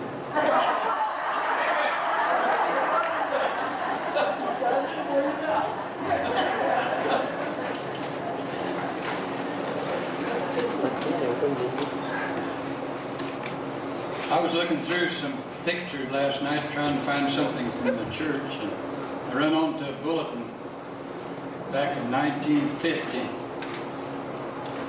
Our minister was Wilbur Fields, who is now down at Joplin College, Christian College, and he was holding a revival on Mother's Day over to Parker and asked me if I would talk. So, I was scared then, and I'm still that way. But it was on Mother's Day, and he fixed out a talk for me to build on, and there wasn't much building. I just give what he gave me. There have been several times since that when we didn't have a minister that the men had to talk, and it's a little easier than it used to be, but not too much. This next letter I have is from Pleasant Hill Christian Church, Murfreesboro, Illinois. Jack Davis, minister. Dear Elsie and all our friends, Mary and I send our best wishes for your 100th anniversary celebration on the 24th. We wish that we could be with you, but circumstances will not allow us to do so. The most urgent reason is that we have become grandparents on May the 2nd. Jennifer and her husband Andy became parents of a beautiful baby girl, but she was 3 months early. We came very close to losing Jennifer and Bethany, but the Lord prevailed. They're both fine. Jennifer was rushed to St. Mary's Hospital in St. Louis the night of April the 30th. She delivered on Monday, May the 2nd. Bethany was not given 10% chance before delivery, but just 16 minutes later, the doctors emerged from delivery with big smiles and thumbs up. She had enough lung development to insert a respirator. In 2 hours, she was transferred to Cardinal Glendon. She weighed 1 pound, 5 ounces. We've never seen such a small life. When she was 2 weeks old, she had to have heart surgery to put clamps on a duct in one of the heart valves. We were told that it would take 2 hours. It only took 1. She did not require blood, and the drainage tube was removed in 24 hours. And they said it would have to stay in 3 days. They also warned of infection, but she developed none. We all stayed in St. Louis, sleeping in the waiting room until May the 20th. Today, she's still in the hospital, but she is now 2 pounds and 11 ounces. She has been breathing on her own almost 4 weeks. She's pretty and pink and now cries and is beginning to suck on a pacifier. They will start her on a bottle in about a week. We expect to bring her home sometime the 1st of August. What a blessing she has been, and what an experience this has been. Jennifer and Andy are living with us as they both were out of work when this happened.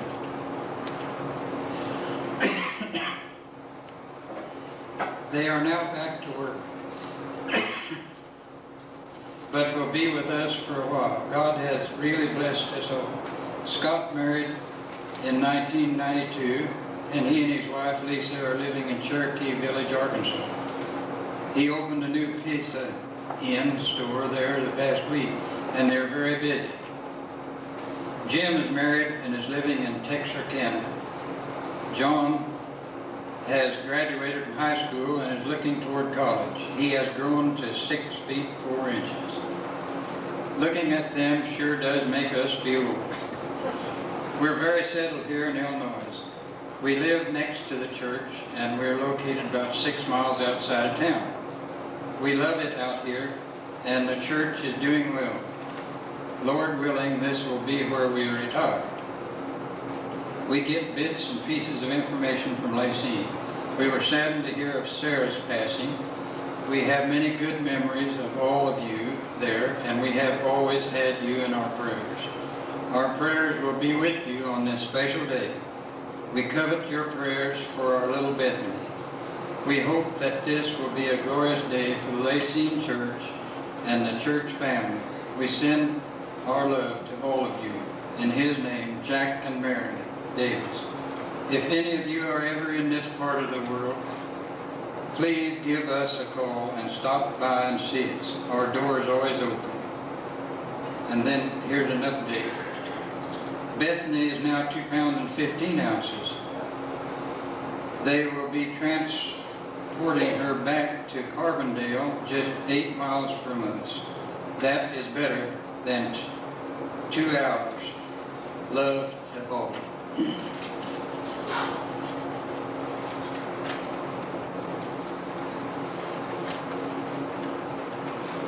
Jack, getting an opportunity of all one I didn't see. I just happened to remember that I had a letter from David Myers not too long ago. Somewhere in the shuffle it's been misplaced. He did tell us that they had hoped to be able to be here today, but a North American conference somewhere kept them from being here. But he did send his love and best wishes to all. Jack? Yes. That works. Yes, Leo. Reverend James Beatty asked me to express his concern, congratulations to you folks here, and the fact that he was not able to come. We were down to see him approximately the first week of June, and he was doing fair, and we were back to see him later, and he had a liver session. He now has a hospital bed in his home, and he did walk out to the car with us, and he had to turn around and walk back in. Using the flow, he is firmly ill with cancer. Thank you. Glad to hear about all these people. Has anyone else got anything that they wish to express? I give Elsie a little time, and she finally thought about it. So she got, now there may be some others out there the same way. I knew she wanted to talk all the time. Well, I'll tell you a little bit about myself. Most of you, well, not one or two or three maybe know. I was born and raised 8.5 miles north and east of here in the Jingle community. I accepted the Lord when I was 12 years old at the Methodist Church, McCabe Chapel at Jingle.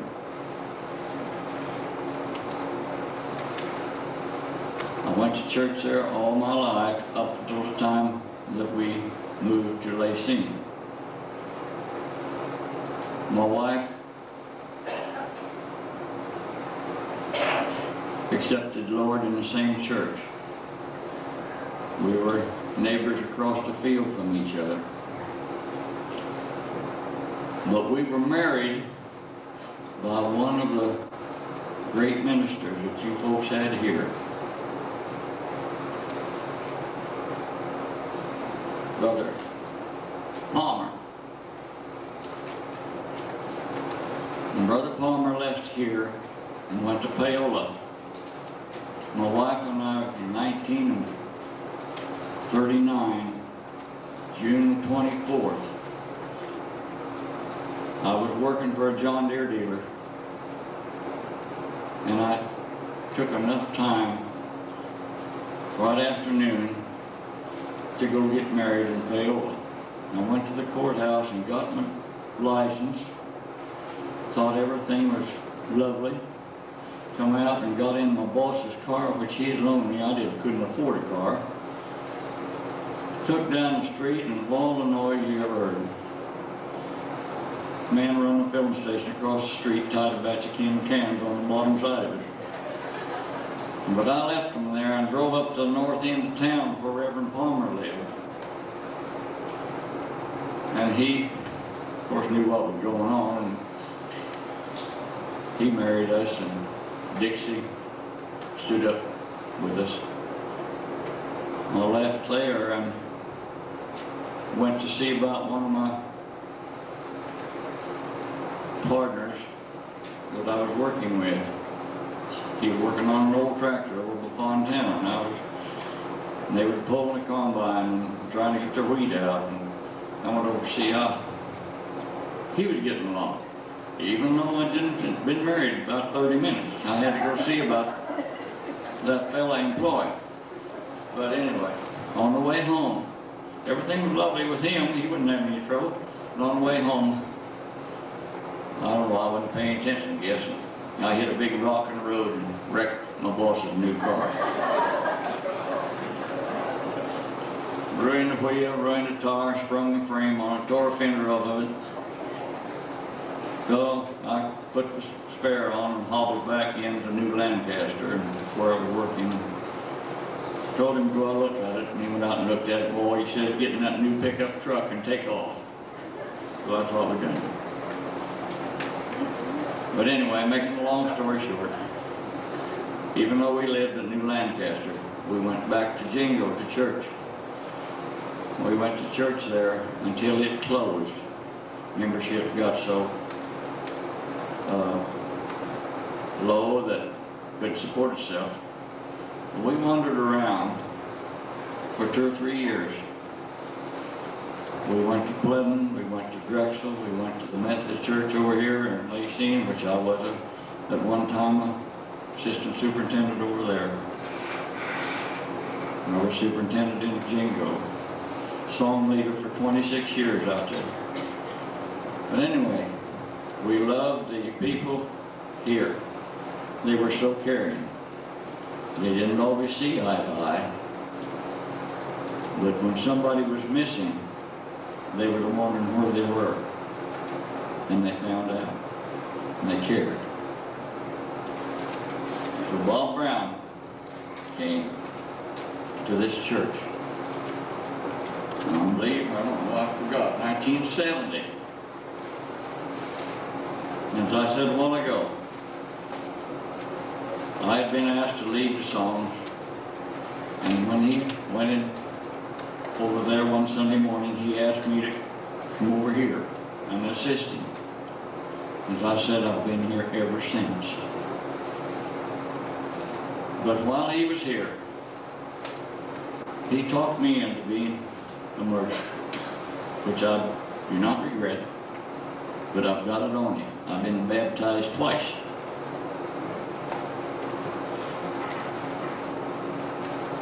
And I don't regret that. But anyway, come to the time on the program that I'm going to introduce Bob Brown from down Oklahoma way, his wife Teresa, and he spent quite a little time in our home when he was here. And the thing I remember, and I don't know whether he come to our place one time in a fairly new Plymouth, I believe it was. Might have been a Dodge Chrysler product anyway. He was going out to Bob Hobbs. He came back pretty soon. He says, "You seen the keys to our car?" Teresa happened to have another set in the pocketbook, but he'd lost the keys to his car. I don't know whether they ever did find him or not. I don't think so, but I think I know what happened. During all loading up the place we lived up there about 4 blocks north, I think he laid his keys up on the top of the car when he put the stuff in the trunk. He got Teresa's keys and drove off, and I think the keys are between here and Bob Hobbs' place somewhere. But anyway, Bob Brown, let's hear from you.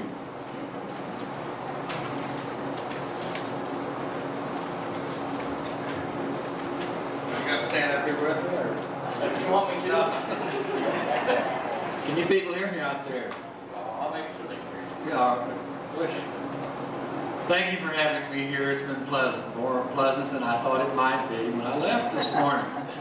I was a little bit nervous about coming back.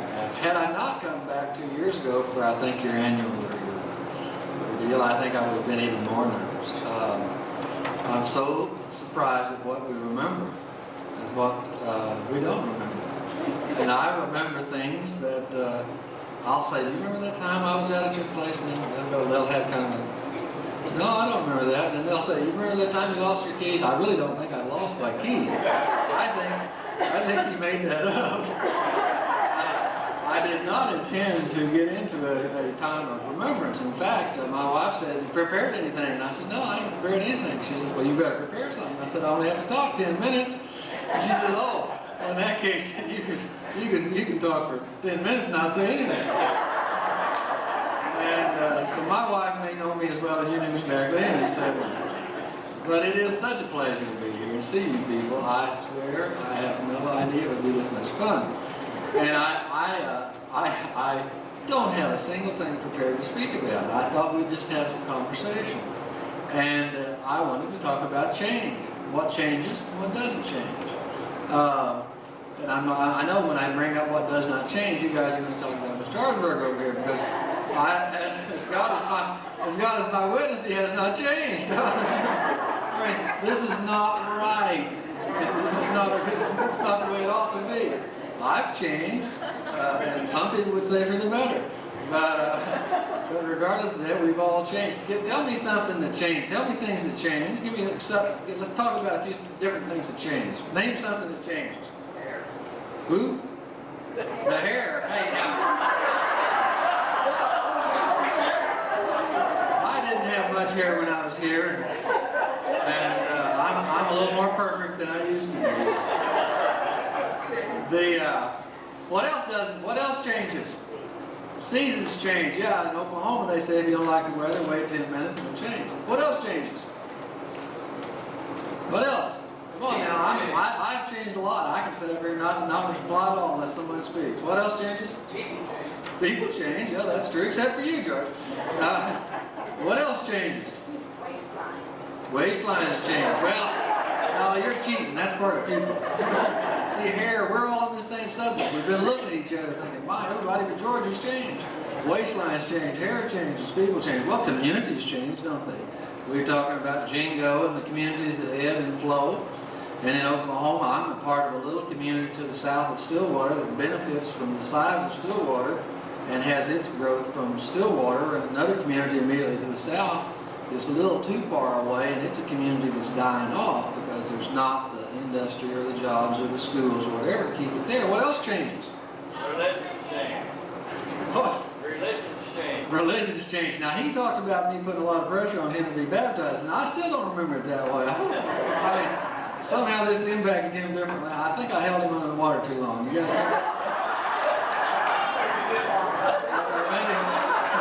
Maybe it just wasn't going long enough. Regardless.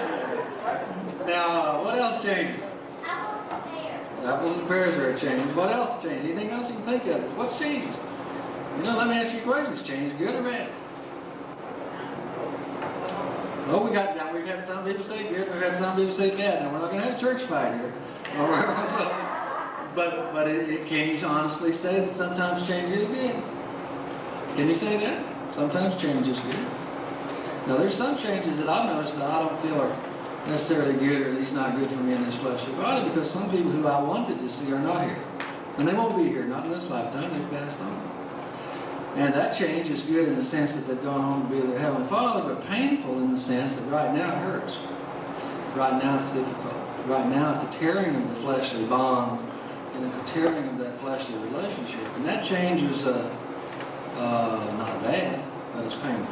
What else is changed? What else changed? What other changes do we see? Well, we jump into a life of computers and computers.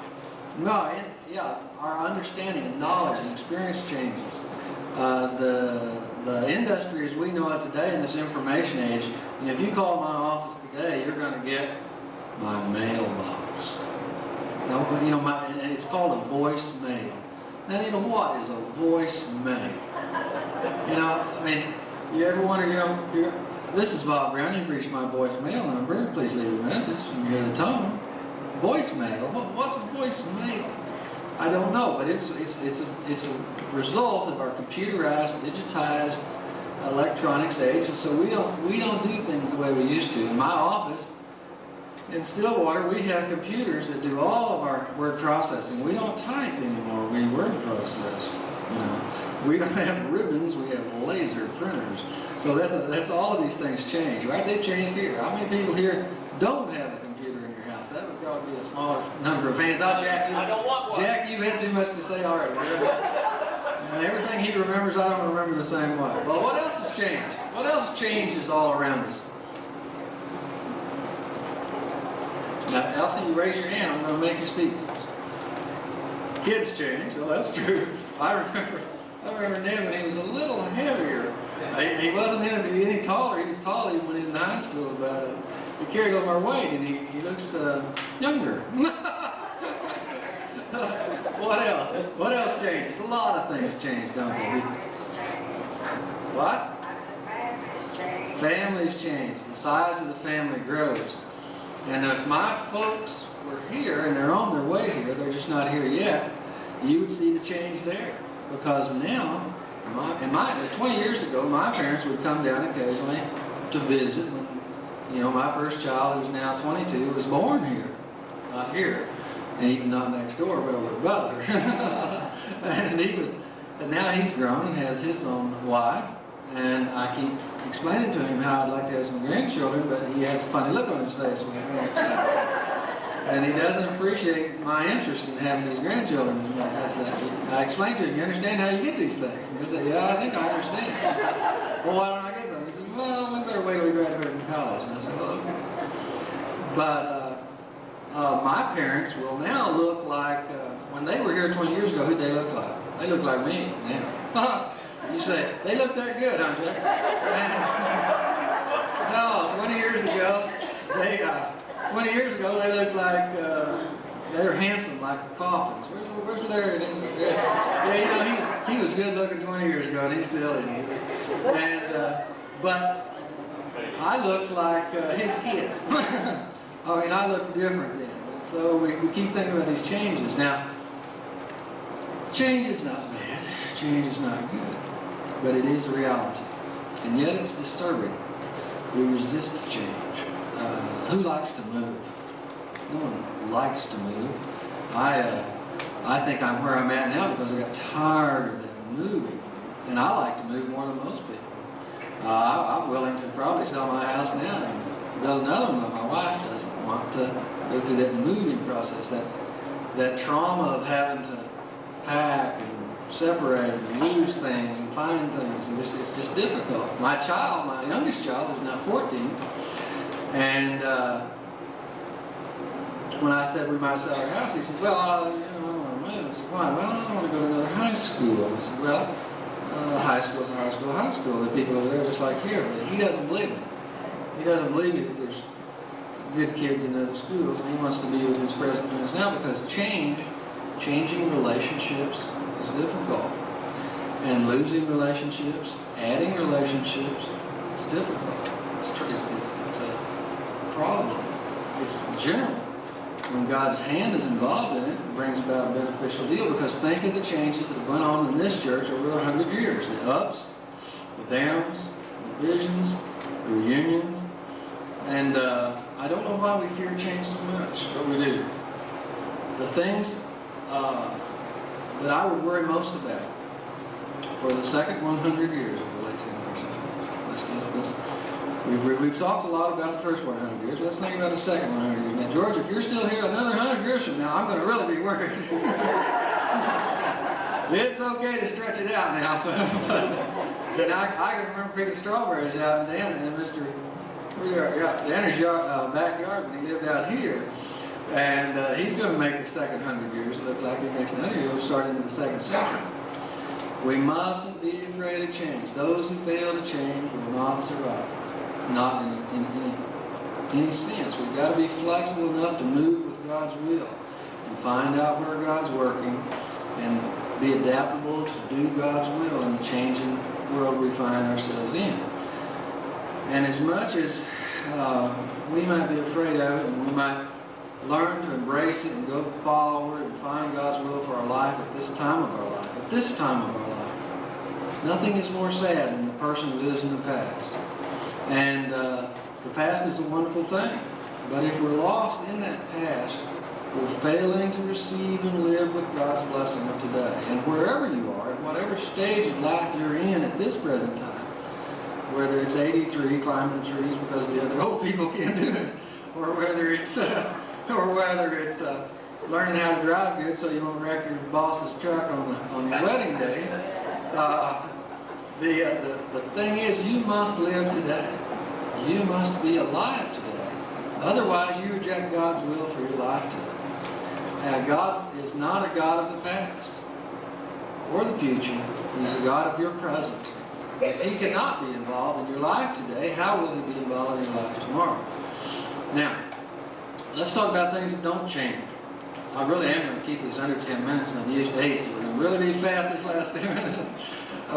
When Elsie said, I said, well, now, I really am not prepared to speak. She says, well, we really don't want you to speak for very long. If you could keep it around 10 minutes, that'd really be good. So now, one last thought. What does not change? Pardon? What doesn't change? What else? God's Word. God's Word does not change. Give me something. His grace doesn't change. Jesus, back there on the, I looked around just for this theme this morning, and in the foyer out there, the recitation of that psalm, it talks about God being everlasting. And there is some things that do not change. And those are the things that we cling to. The memories of those things that are wonderful and good do not change. Those kindnesses done. Jesus said, we've done one of these things, I've done the littlest of these, you've done them to me. And those things will be remembered. And isn't it interesting that the good things you do are what are remembered now? We remember the wonderful things. I remember, my wife was talking last night before I left about how nice Miss Arsberger was when she gave her this little cookbook. And she said, you be sure to talk to her because I've used this cookbook now for the last 20-some years. And it's kind of tattered. Well, so I broached that subject to Miss Arsberger, and I said, Teresa, Mrs. Arsberger doesn't remember doing the good deed, giving her the cookbook, right? She didn't remember that. The specialness was in the receipt of this gift, this good deed that was done, this kind thing, this kindness. And she talked about teaching Teresa how to make soft cookies, because at that time Teresa only made hard cookies. And they were hard cookies. We're talking about hard cookies. We could have expanded the portions with these cookies and little mortars. Well, now she were here today, we might not have remembered that kind of event. Now, one thing you didn't remember about me, Jack, was when we were moving away from here to Belton, Missouri, we were driving down this highway and we passed this honky-tonk up here, somewhere north up here. We passed it going by, we didn't stop, don't worry. And, but as we passed it, along comes this car behind us and hits us. The drunk was at the honky-tonk, pulls out, hits us from behind and we're going down the road. Runs us into the ditch. I am terrified. I was so scared, and I got out, my kids were all right, and this guy takes off. It's a hit and run. And we are so flustered. I'm flustered. I don't know whether to go, to come, to sit, to stay, to get up, to lay down. And she says, well, we're going to have to go back to the Lindsay's. And I said, okay, that's what we'll do. And we got back to their place and said, hey, we thought we were leaving town. We're not leaving town. The car's all torn up. And they were so kind and so helpful and just so kind and nice. And those are the things that are changing in our minds and memories. God does not change. And our faith in God ought not to change. It ought to grow. It ought to expand. But only in that sense should it change. And I would wish you Godspeed in the next 100 years. My folks did this now get here. They come down from Nebraska, so we got people from Nebraska here too.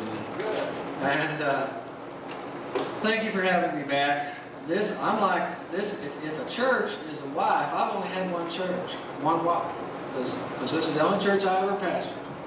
You may not know it, but I don't pastor a church. I haven't pastored a church since I left.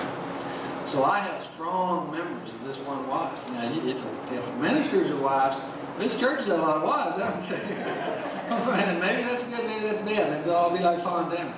I don't know, but that's probably not a fair analogy, but let me tell you, LaCygne has always been in my memories, and the people, from Linda and her family and her new family and all the people and the Coffins and I don't want to even start naming names because we'll run out of time and I'm already past my 10 minutes. She's waving at me. Don't wave at me so mean like that.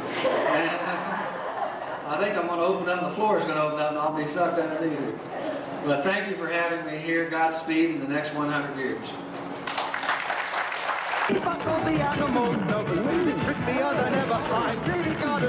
Now, if you ever need a good attorney that can talk his way out, call him down to Perkins, Oklahoma. He'll come and help you. Now on our program, we're going to hear from Linda Anderson. She's going to give us a little back history of our church. Well, wait a minute. She is. Eunice is going to play for us. I suppose had that before Bob, but that's all right. We'll have it after Bob. I got the wrong. I had that program and I got it covered up with this one. I don't know who put this one up here, but then I think Bob Brown done that. Okay. To tell you people, I probably am the oldest one of who have played the piano across the church. But I was a little girl. It was a time when we were in the old church, and in the Sunday school room we had a little organ. And at that time I wasn't big enough to do the pumping myself, so there were a couple of the Sunday school people who did it. They did the pumping and I did the pumping. The thing that I remember about that old church the most, that big old pot-belly stove set out there in the middle. I don't know about, set about the end of that table down there, I think, didn't it, George? One sat on the north side, one sat on the south. Well, I didn't remember nothing, only one on the north side. It was right there about where The other one was in line with the front door, wasn't it? Ben said there would be a hot. Maybe in a hot spot. Okay, okay, Eunice, let's hear from you. I think all of us have a place that we feel that we can find, whether in the new church or out somewhere. And I think mine is out in a green.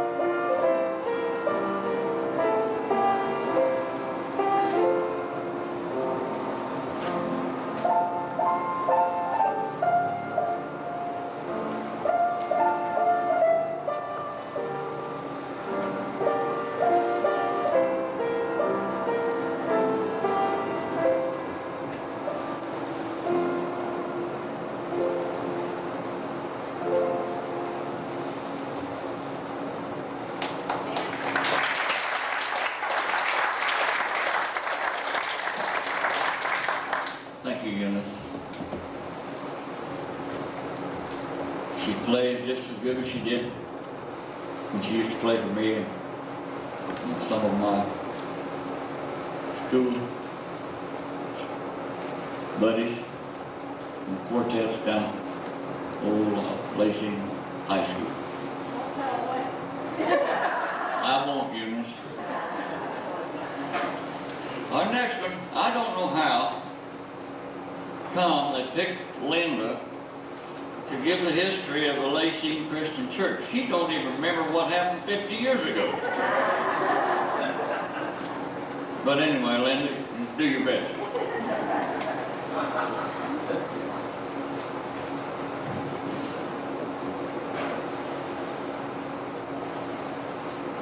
I wasn't asked to do this, Jack. When you and Elsie gave me the program, my name was on it.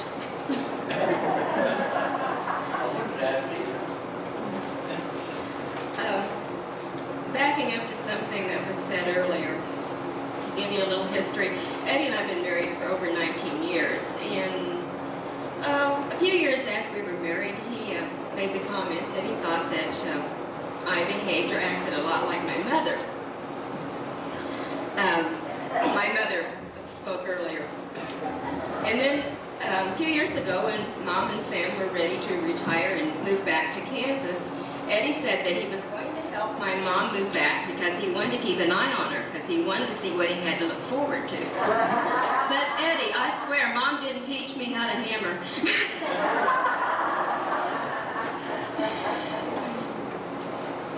Well, it's a real pleasure to do this today.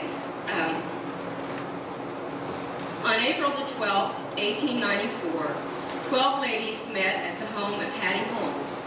They became known as the LaCygne Christian Aid Society, and their main purpose was to promote the founding of a Christian church in this town. It wasn't long before their husbands and others became interested. In late summer, they called an evangelist and held a tent meeting here on this land where our building sits today. The meeting was a success, and nearly 300 souls were added to the group. The Ladies' Aid purchased the land on which the tent meeting was held. A building was erected, and on January 20th, 1895, the Christian Church of LaCygne was dedicated. There's a couple of people here today whose ancestors were charter members. Esther Boone, are you still here? Her mother, Julia Progan, was a charter member, and Norma Jane Johnson Serbaugh's grandmother, Kate Johnson, was a charter member. There's more history about the church in the program that most of you have, and I won't read that. But just to get a little bit personal, over on the left-hand column where it says Mr. Orlando Contanon was hired to draw plans and oversee the building process, his great-great-grandson was here this morning for church and for the dinner. But being only 2, he was just a little bit grumpy, and he went on home with his mom and daddy. His mommy is my daughter. But what isn't in the program, and what I would like to mention, is what I noticed in reading the old history of the church. Elsie, is the old history, is it part of the stuff that's on the tables? Or is it in the lockbox? The old history's in the lockbox. In the lockbox. Okay. The history was written by women who helped organize the church. I guess we don't have any written history from the men that were in the church.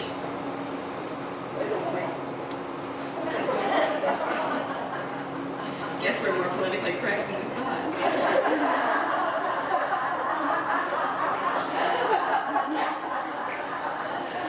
No, Glenn, I won't get political up here, okay? The women wrote about dedication to God, dedication to service, and unparalleled selflessness. They felt called to work untiringly for their Lord. I would like to belatedly thank these women for their godly lives and their sacrifices, and I would like to ask you to join me in trying to emulate this kind of service to God. This may only be a building, but this is where I learned to love and serve the Lord.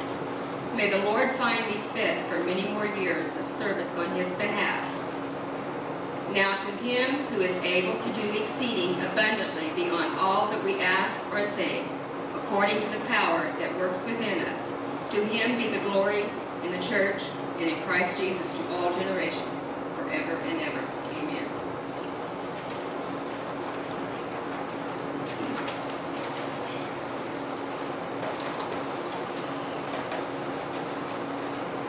Thank you, Linda. Well, glory be. We got down to we're going to sing another song. Hymn number 382.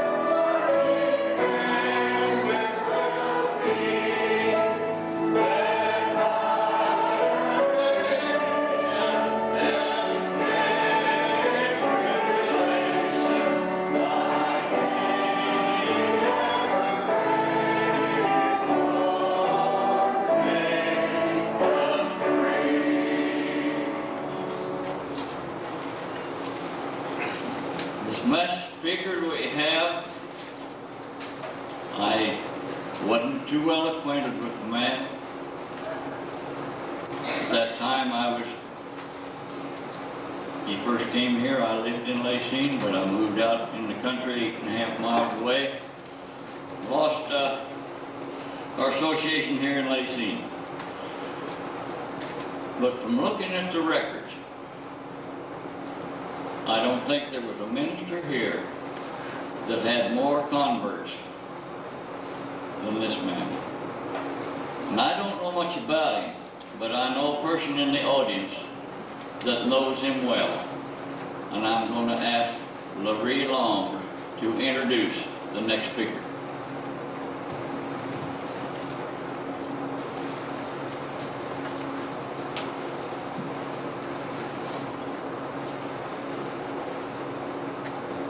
Well, this has truly been a day of remembering, and this is kind of off record here, but I did want to say that the song that Eunice played so beautifully for us brought back a lot of memories for me, because I was in a girls' sextet that sang that at my high school graduation.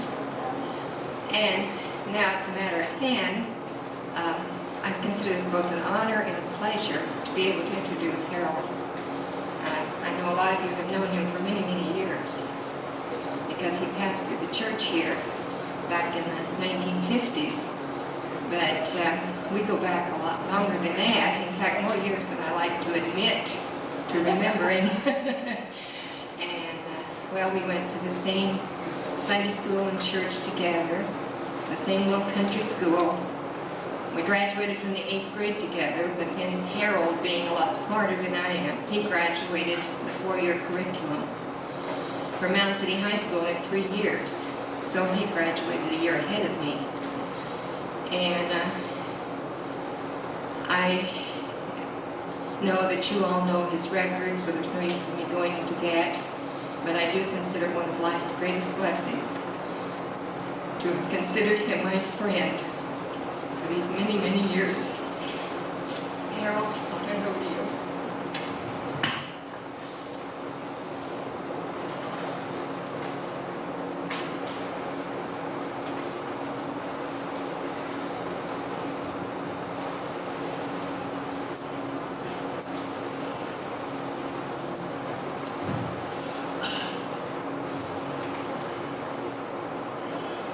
What a joy to look out across this congregation and to think of all of the things that happened when we were here 40 years ago.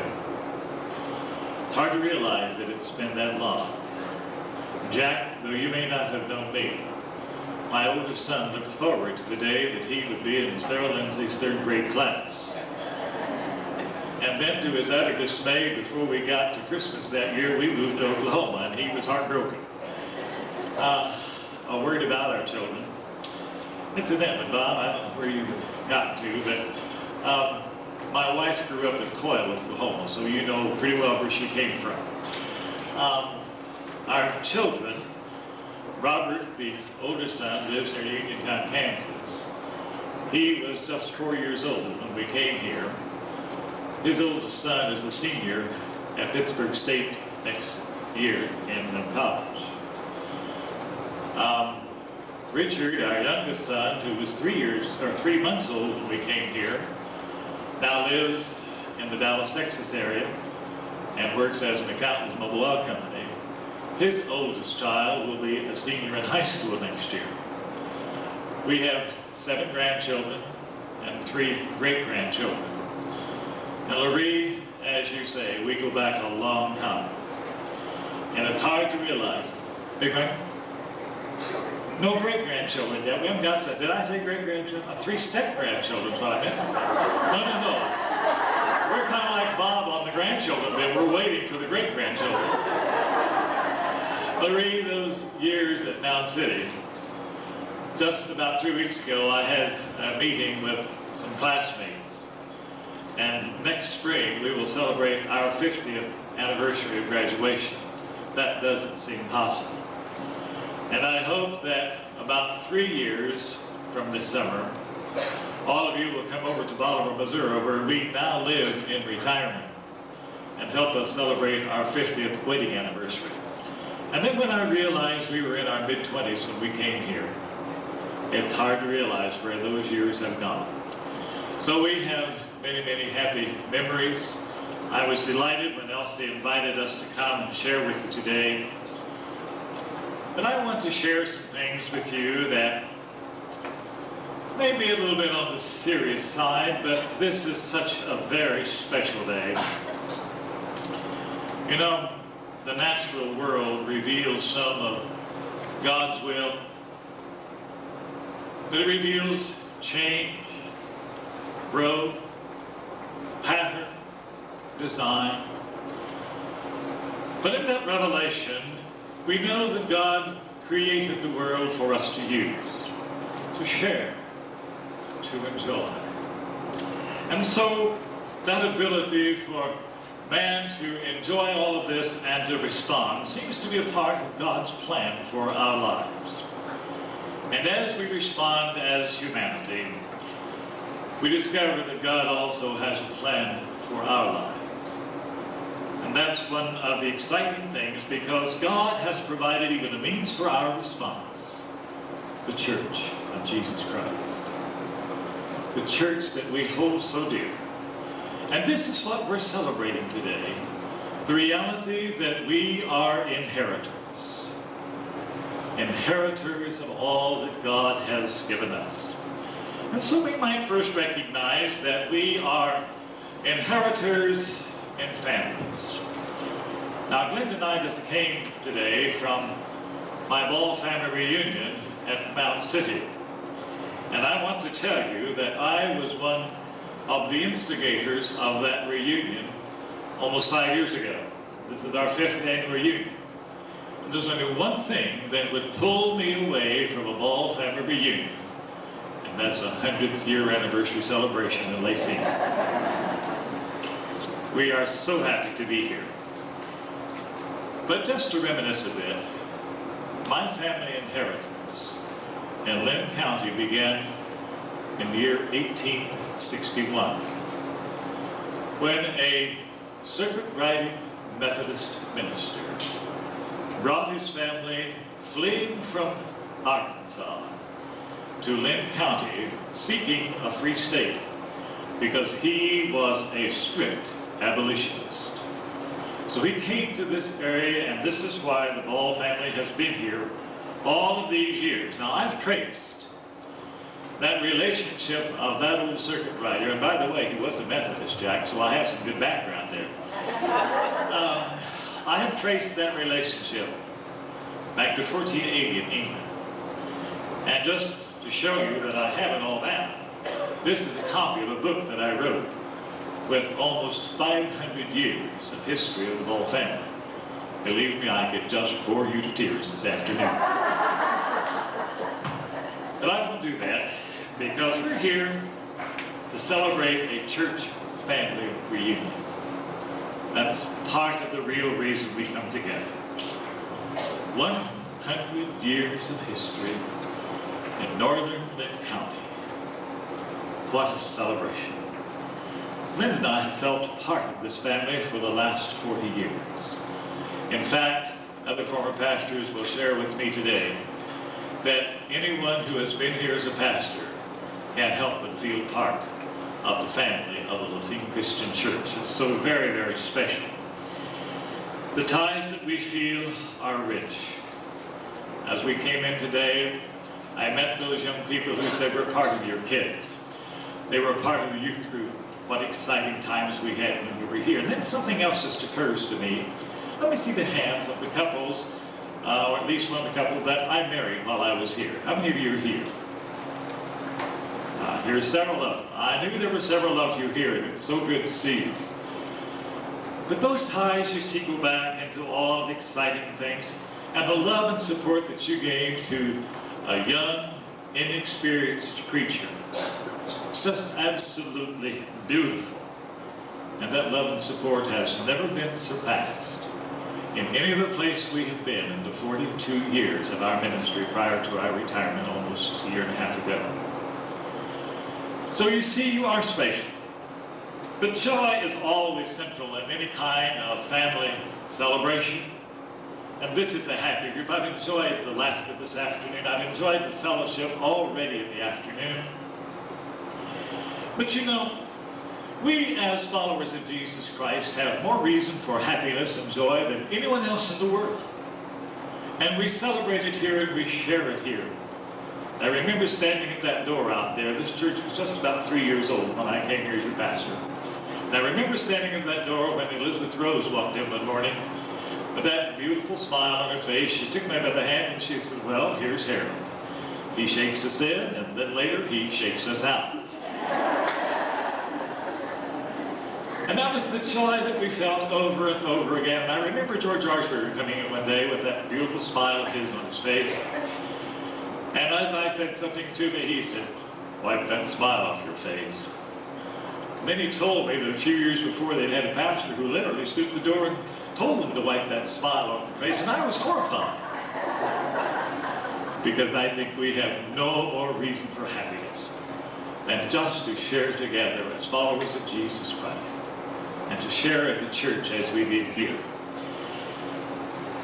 But, you see, it's good to be here as a part of the family of God today, and the family of this church.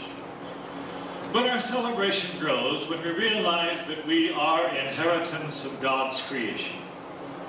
You know, the Bible opens with the words, in the beginning God created. If we didn't read on those two words, the heavens and the earth, it would almost be an understatement. To realize what God has given to us. Many of you this past week or so have been watching as the meteors have been striking the planet, Jupiter. And then we realize that our earth is only a very small portion of the creation of God. The whole universe God has created. And we have inherited that which he has given to us. Oh, I'm sure the creation stories of Genesis probably were shared by the campfires of the ancients many times before they were ever written down and recorded for us. And I suspect that ancient man could look around and see that he was the very center of his universe. But he must have asked, even as we do now, how?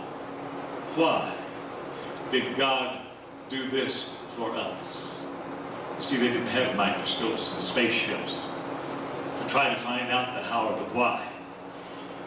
But you know, even though he had a desire to know God's will, so we do. But there's still no better explanation of the world in which we live than those religious men of long ago who said, in the beginning, God created, and we are his inheritors. Now, you know, there were some Old Testament heroes that we look back to. Abraham, who left the familiar, went out and established a faithful family. Moses, who dared all kinds of dangers to free his people and become the instrument through which we know a standard of morals that's still high on the list today, the Ten Commandments. And of course there was the little shepherd boy who rose to become one of the greatest kings of Israel. Well, he wasn't a perfect man. He made his mistakes, but God used him. I remember Dwight L. Moody once telling the story when he was holding a great revival in Chicago, that one of the newspaper editors accused him one day of being a very, very uncouth person. He criticized him because he used poor language, that he didn't dress well, and on and on and on. And sure enough, that night the hall was jammed with people to see what Dwight L. Moody would say in response. And as he walked onto the platform that night, he carried a copy of the paper. And he held it before the congregation, and he said, I'm sure you're anxious to know what my feeling is about these criticisms that have been directed toward me. He said, they're all true. He said, I don't dress well. I don't use the best language. I may not make the greatest presentation, but he said, remember this. The Lord can strike a mighty blow with a crooked stick. You know, God uses every one of us, however imperfect we might be, because we are his inheritors. He's given us our word. Regardless of what a man's understanding of that world might be, it does not change the truth that this is God's word. Now I want to remind you, I don't think it needs reminding, that residents of the Meridazine Valley need no reminder and cannot deny the beauty of God's creation. For there is really no greater beauty than exists right here, in this part of our world. As you compare it to the wonders of the world, since I was here 40 years ago, I've been to the top of the Empire State Building, I've been to the bottom of Cameron, New Mexico, I've waded in the Atlantic, I've waded in the Pacific. I've seen the wonders of the United States. And I live now in one of the great beauties of the United States in the northern Ozarks of Missouri. But I have defended the beauty of eastern Kansas many times. People ask me where I'm from. That's, well, I grew up in eastern Kansas. Oh, that old flat level country, they would say. I hasten to remind them that that's western Kansas.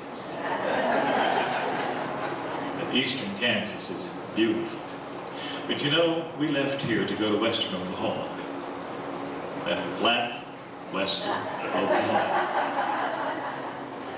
And there's something unique and beautiful about that too. But I still say there's nothing more beautiful than this area in which we live. So remember that each time you drive the hills and through the valleys and see the beautiful river that sometimes can become raging. And know that this is still God's creation. And we are inheritors of that creation. Now today I'm a little pressed for time because I know you're running short, but I have to share this with you. A few weeks ago our pastor, I have a pastor now, by the way. I'm retired. And we're members of the South Street Church in Springfield, Missouri. And our pastor is very brief in any comments that he has to make. He was ill one day, and our retired area minister was there to speak, and he said, I'm not going to look at my watch, I'm just going to have a good time, and I don't know how long I'll speak. He didn't look at his watch. And I remember my professor that taught me my first ability to preach, to put sermons together, said, remember, the mind can only absorb what the seat can endure. Now, I hope a lot of you got pillows today because we're going to be here for a while. But you remember in reading from Matthew, Jesus asked who his disciples thought him to be. Peter said, you are the Christ, the Son of the living God. Jesus answered and said, you're right. You're Peter. On this rock I will build my church. And he went on to say, I will give you the keys to the kingdom. Then a little bit lesser known passage from the 12th chapter of Luke has always been a favorite of mine. When Jesus said, fear not, little flock, for I will give to you the kingdom of God. The promise was made that he would give the church to the world and to his followers. I have no doubt that what God kept his promise.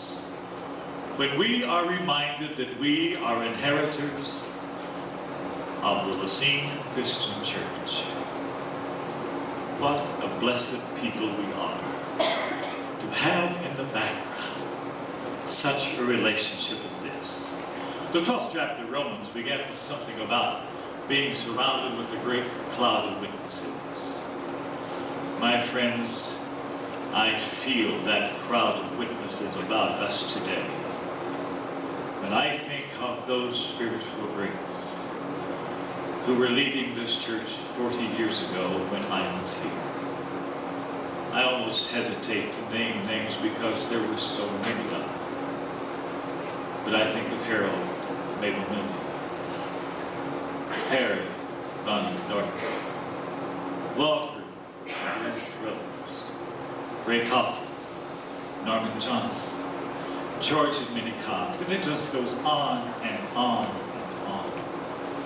Now bless their hearts, they're all enjoying the greater life in the church everlasting. We give thanks for that crowd of witnesses. We feel their presence here this day. And then I think of those who are not able to be here today. Those of the older ones who are here today, who are still leading faithfully in this congregation. You know, when I was here, the Heralds had it. Harold Mooney was the chairman of the board, Harold Terry was the superintendent of the Sunday school, Harold Ball was the preacher. And then when I left, I think the Georges took over. George Arsberger and George Ball was the pastor that followed me, and so it was just real interesting how we went from Harold's to George's. But oh, those years and those wonderful, wonderful people that led us at that time. This has been a congregation for all of its history that's been a willing, faithful, and devoted congregation. I have in my possession today, and I don't know whether you have a copy of this or not, but I copied this from the November 22nd, 1953 issue of The Lookout. And it told the story of the Lord's Acre Project. Many of you will remember when the land was rented and men farmed in order to pay for this building. I think the last time I ever drove a tractor was on that field as we were preparing for, I guess maybe we were cultivating at that time. But this is an interesting story. I'll leave it with you, else I'll give it to you as I leave. I don't know if you have a copy or not. But very good. Very good. Well, I was delighted I was able to find this. But in this article, the interesting thing was when Leroy Crocker, who was the pastor at the time this was written, was asked the one factor that contributed the most to the success of this congregation in erecting this building, working together. You know what he quoted? From the 4th chapter of Nehemiah, the 6th verse. The people had a mind to work. The people had a mind to work. That was true then. It was true 40 years ago. It's true today. And on November the 11th, 1956, we had a celebration as we burnt the mortgage on this building. And I have a picture of George Arsberg and others standing right up here burning the mortgage of this church. Got it too. Very good. Then, you mentioned the Witness for Christ campaign with Forest Life. What an exciting time that was in the history of our church. We worked hard and we set goals and we prayed and we labored. But the mind to work was here. And I'll never forget standing right over just inside the entrance there when one of the dearest, sweetest ladies of this congregation came in the door and she looked at me and she said, "You know, you're just working us to death." Why, we had a goal of 50 editions during that 2-week period, and who had ever heard of 50 editions in LaCygne Christian Church in a 2-week period? But you know, she still had a mind to work, because all the time she was telling me that she had a pie in her hand that she was bringing to the college dinner that evening. And later, she came to me and she said, "I apologize because I had a very lack of faith, a very strong lack of faith." Beautiful, beautiful lady. And then I remember the farm lady. When we announced that our calling dinners would be at 6 or 6:30 in the evening, she cried out, "But we're farmers!" You know, she was there every night. And she rejoiced with all the rest of us at the mounting victories. And that mind to work in the spring of 1957, as you all remember, brought 87 souls into this church in a 2-week period. 64 of them walked down that aisle one Sunday morning at the same time. One of the most exciting days of my ministry, and I go back to that with so much excitement. The mind to work has always been here, because you are inheritors of one of the greatest churches that God has ever created. I don't say that braggadociously. I don't say that to make you feel big. I say that honestly. God brought about a great thing in this church in LaCygne. So you see, we're all inheritors as a part of the family of God meeting here. There are so many things I'd like to share with you this afternoon. There are so many little stories that I'd like to share. Everybody that's been up here has reminded me of some happy little moment. And I could just bore you the rest of the afternoon in sharing some of those things that happened. Our sons are sorry they could not be here today. Robert is the president of the Bull Family Reunion and couldn't get away from Mount City. But I want to tell you, the memories are happy. They're exciting. They're humbling. And I think the trauma, when we left LaCygne to go into Phillips University to continue my graduate studies, I think the trauma of leaving LaCygne was the most difficult of any church that we ever left in 42 years. You all made a place in our hearts then. It's still here. Even our Richard, who was only about 4 years old at that time, wanted to move back. He even had, I told him when they got new pastor, there's someone living in the house. And he knew that the Brewers had moved to Drexel. He said, we could move to Diana's house. That's how we felt. That's how we still feel. How wonderful to celebrate the inheritance that's ours. The inheritance as the family of God.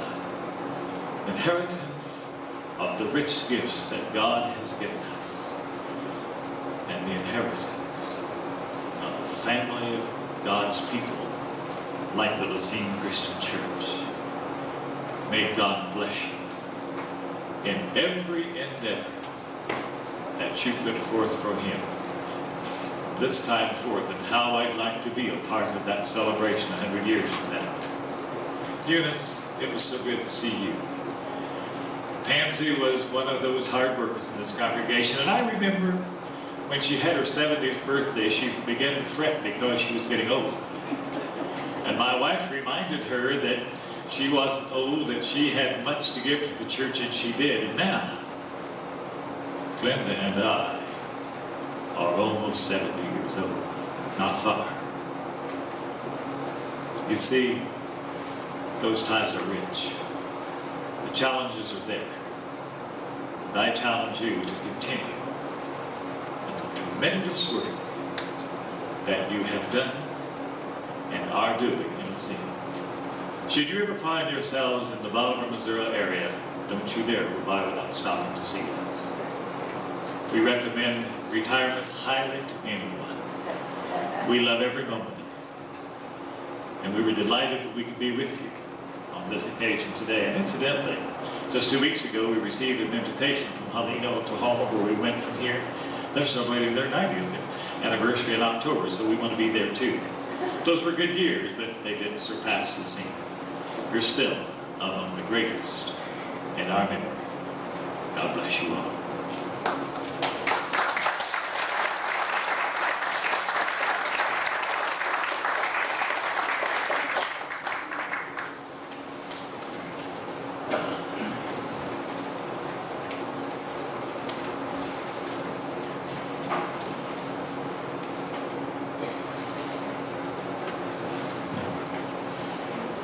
Last evening, I was talking about some of the people here, including Steve, my younger son, being from South Central Kansas, way down there. Elsie's daughter, Nancy, said that she was further south than Steve. I got to question her. She's 4 miles further south in Kansas than he is. But I forgot to mention, I did mention Joy Hewitt. I forgot to mention her a while ago. From Chinook, Kansas, we'll be hearing from Joy Hewitt.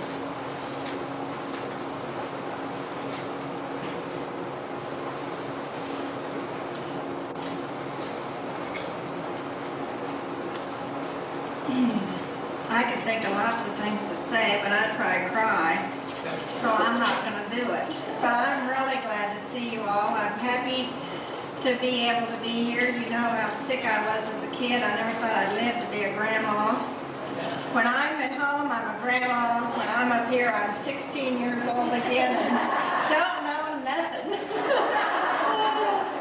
But anyway, it's been a real special weekend. And you're special people. We're going to sing, I'm going to sing Blessed House, and Mother's going to play for me, and we haven't practiced. We've just done this so many years, we'll just see how we do. And my kids want to say hello too, and my husband, he's in California, and Sherry they went to Arkansas this weekend, and she would have loved to have been here. And Chris is just doing great. You've all helped us so much with him, and he has his own job, his own apartment, and it's wonderful what the Lord has done for our family.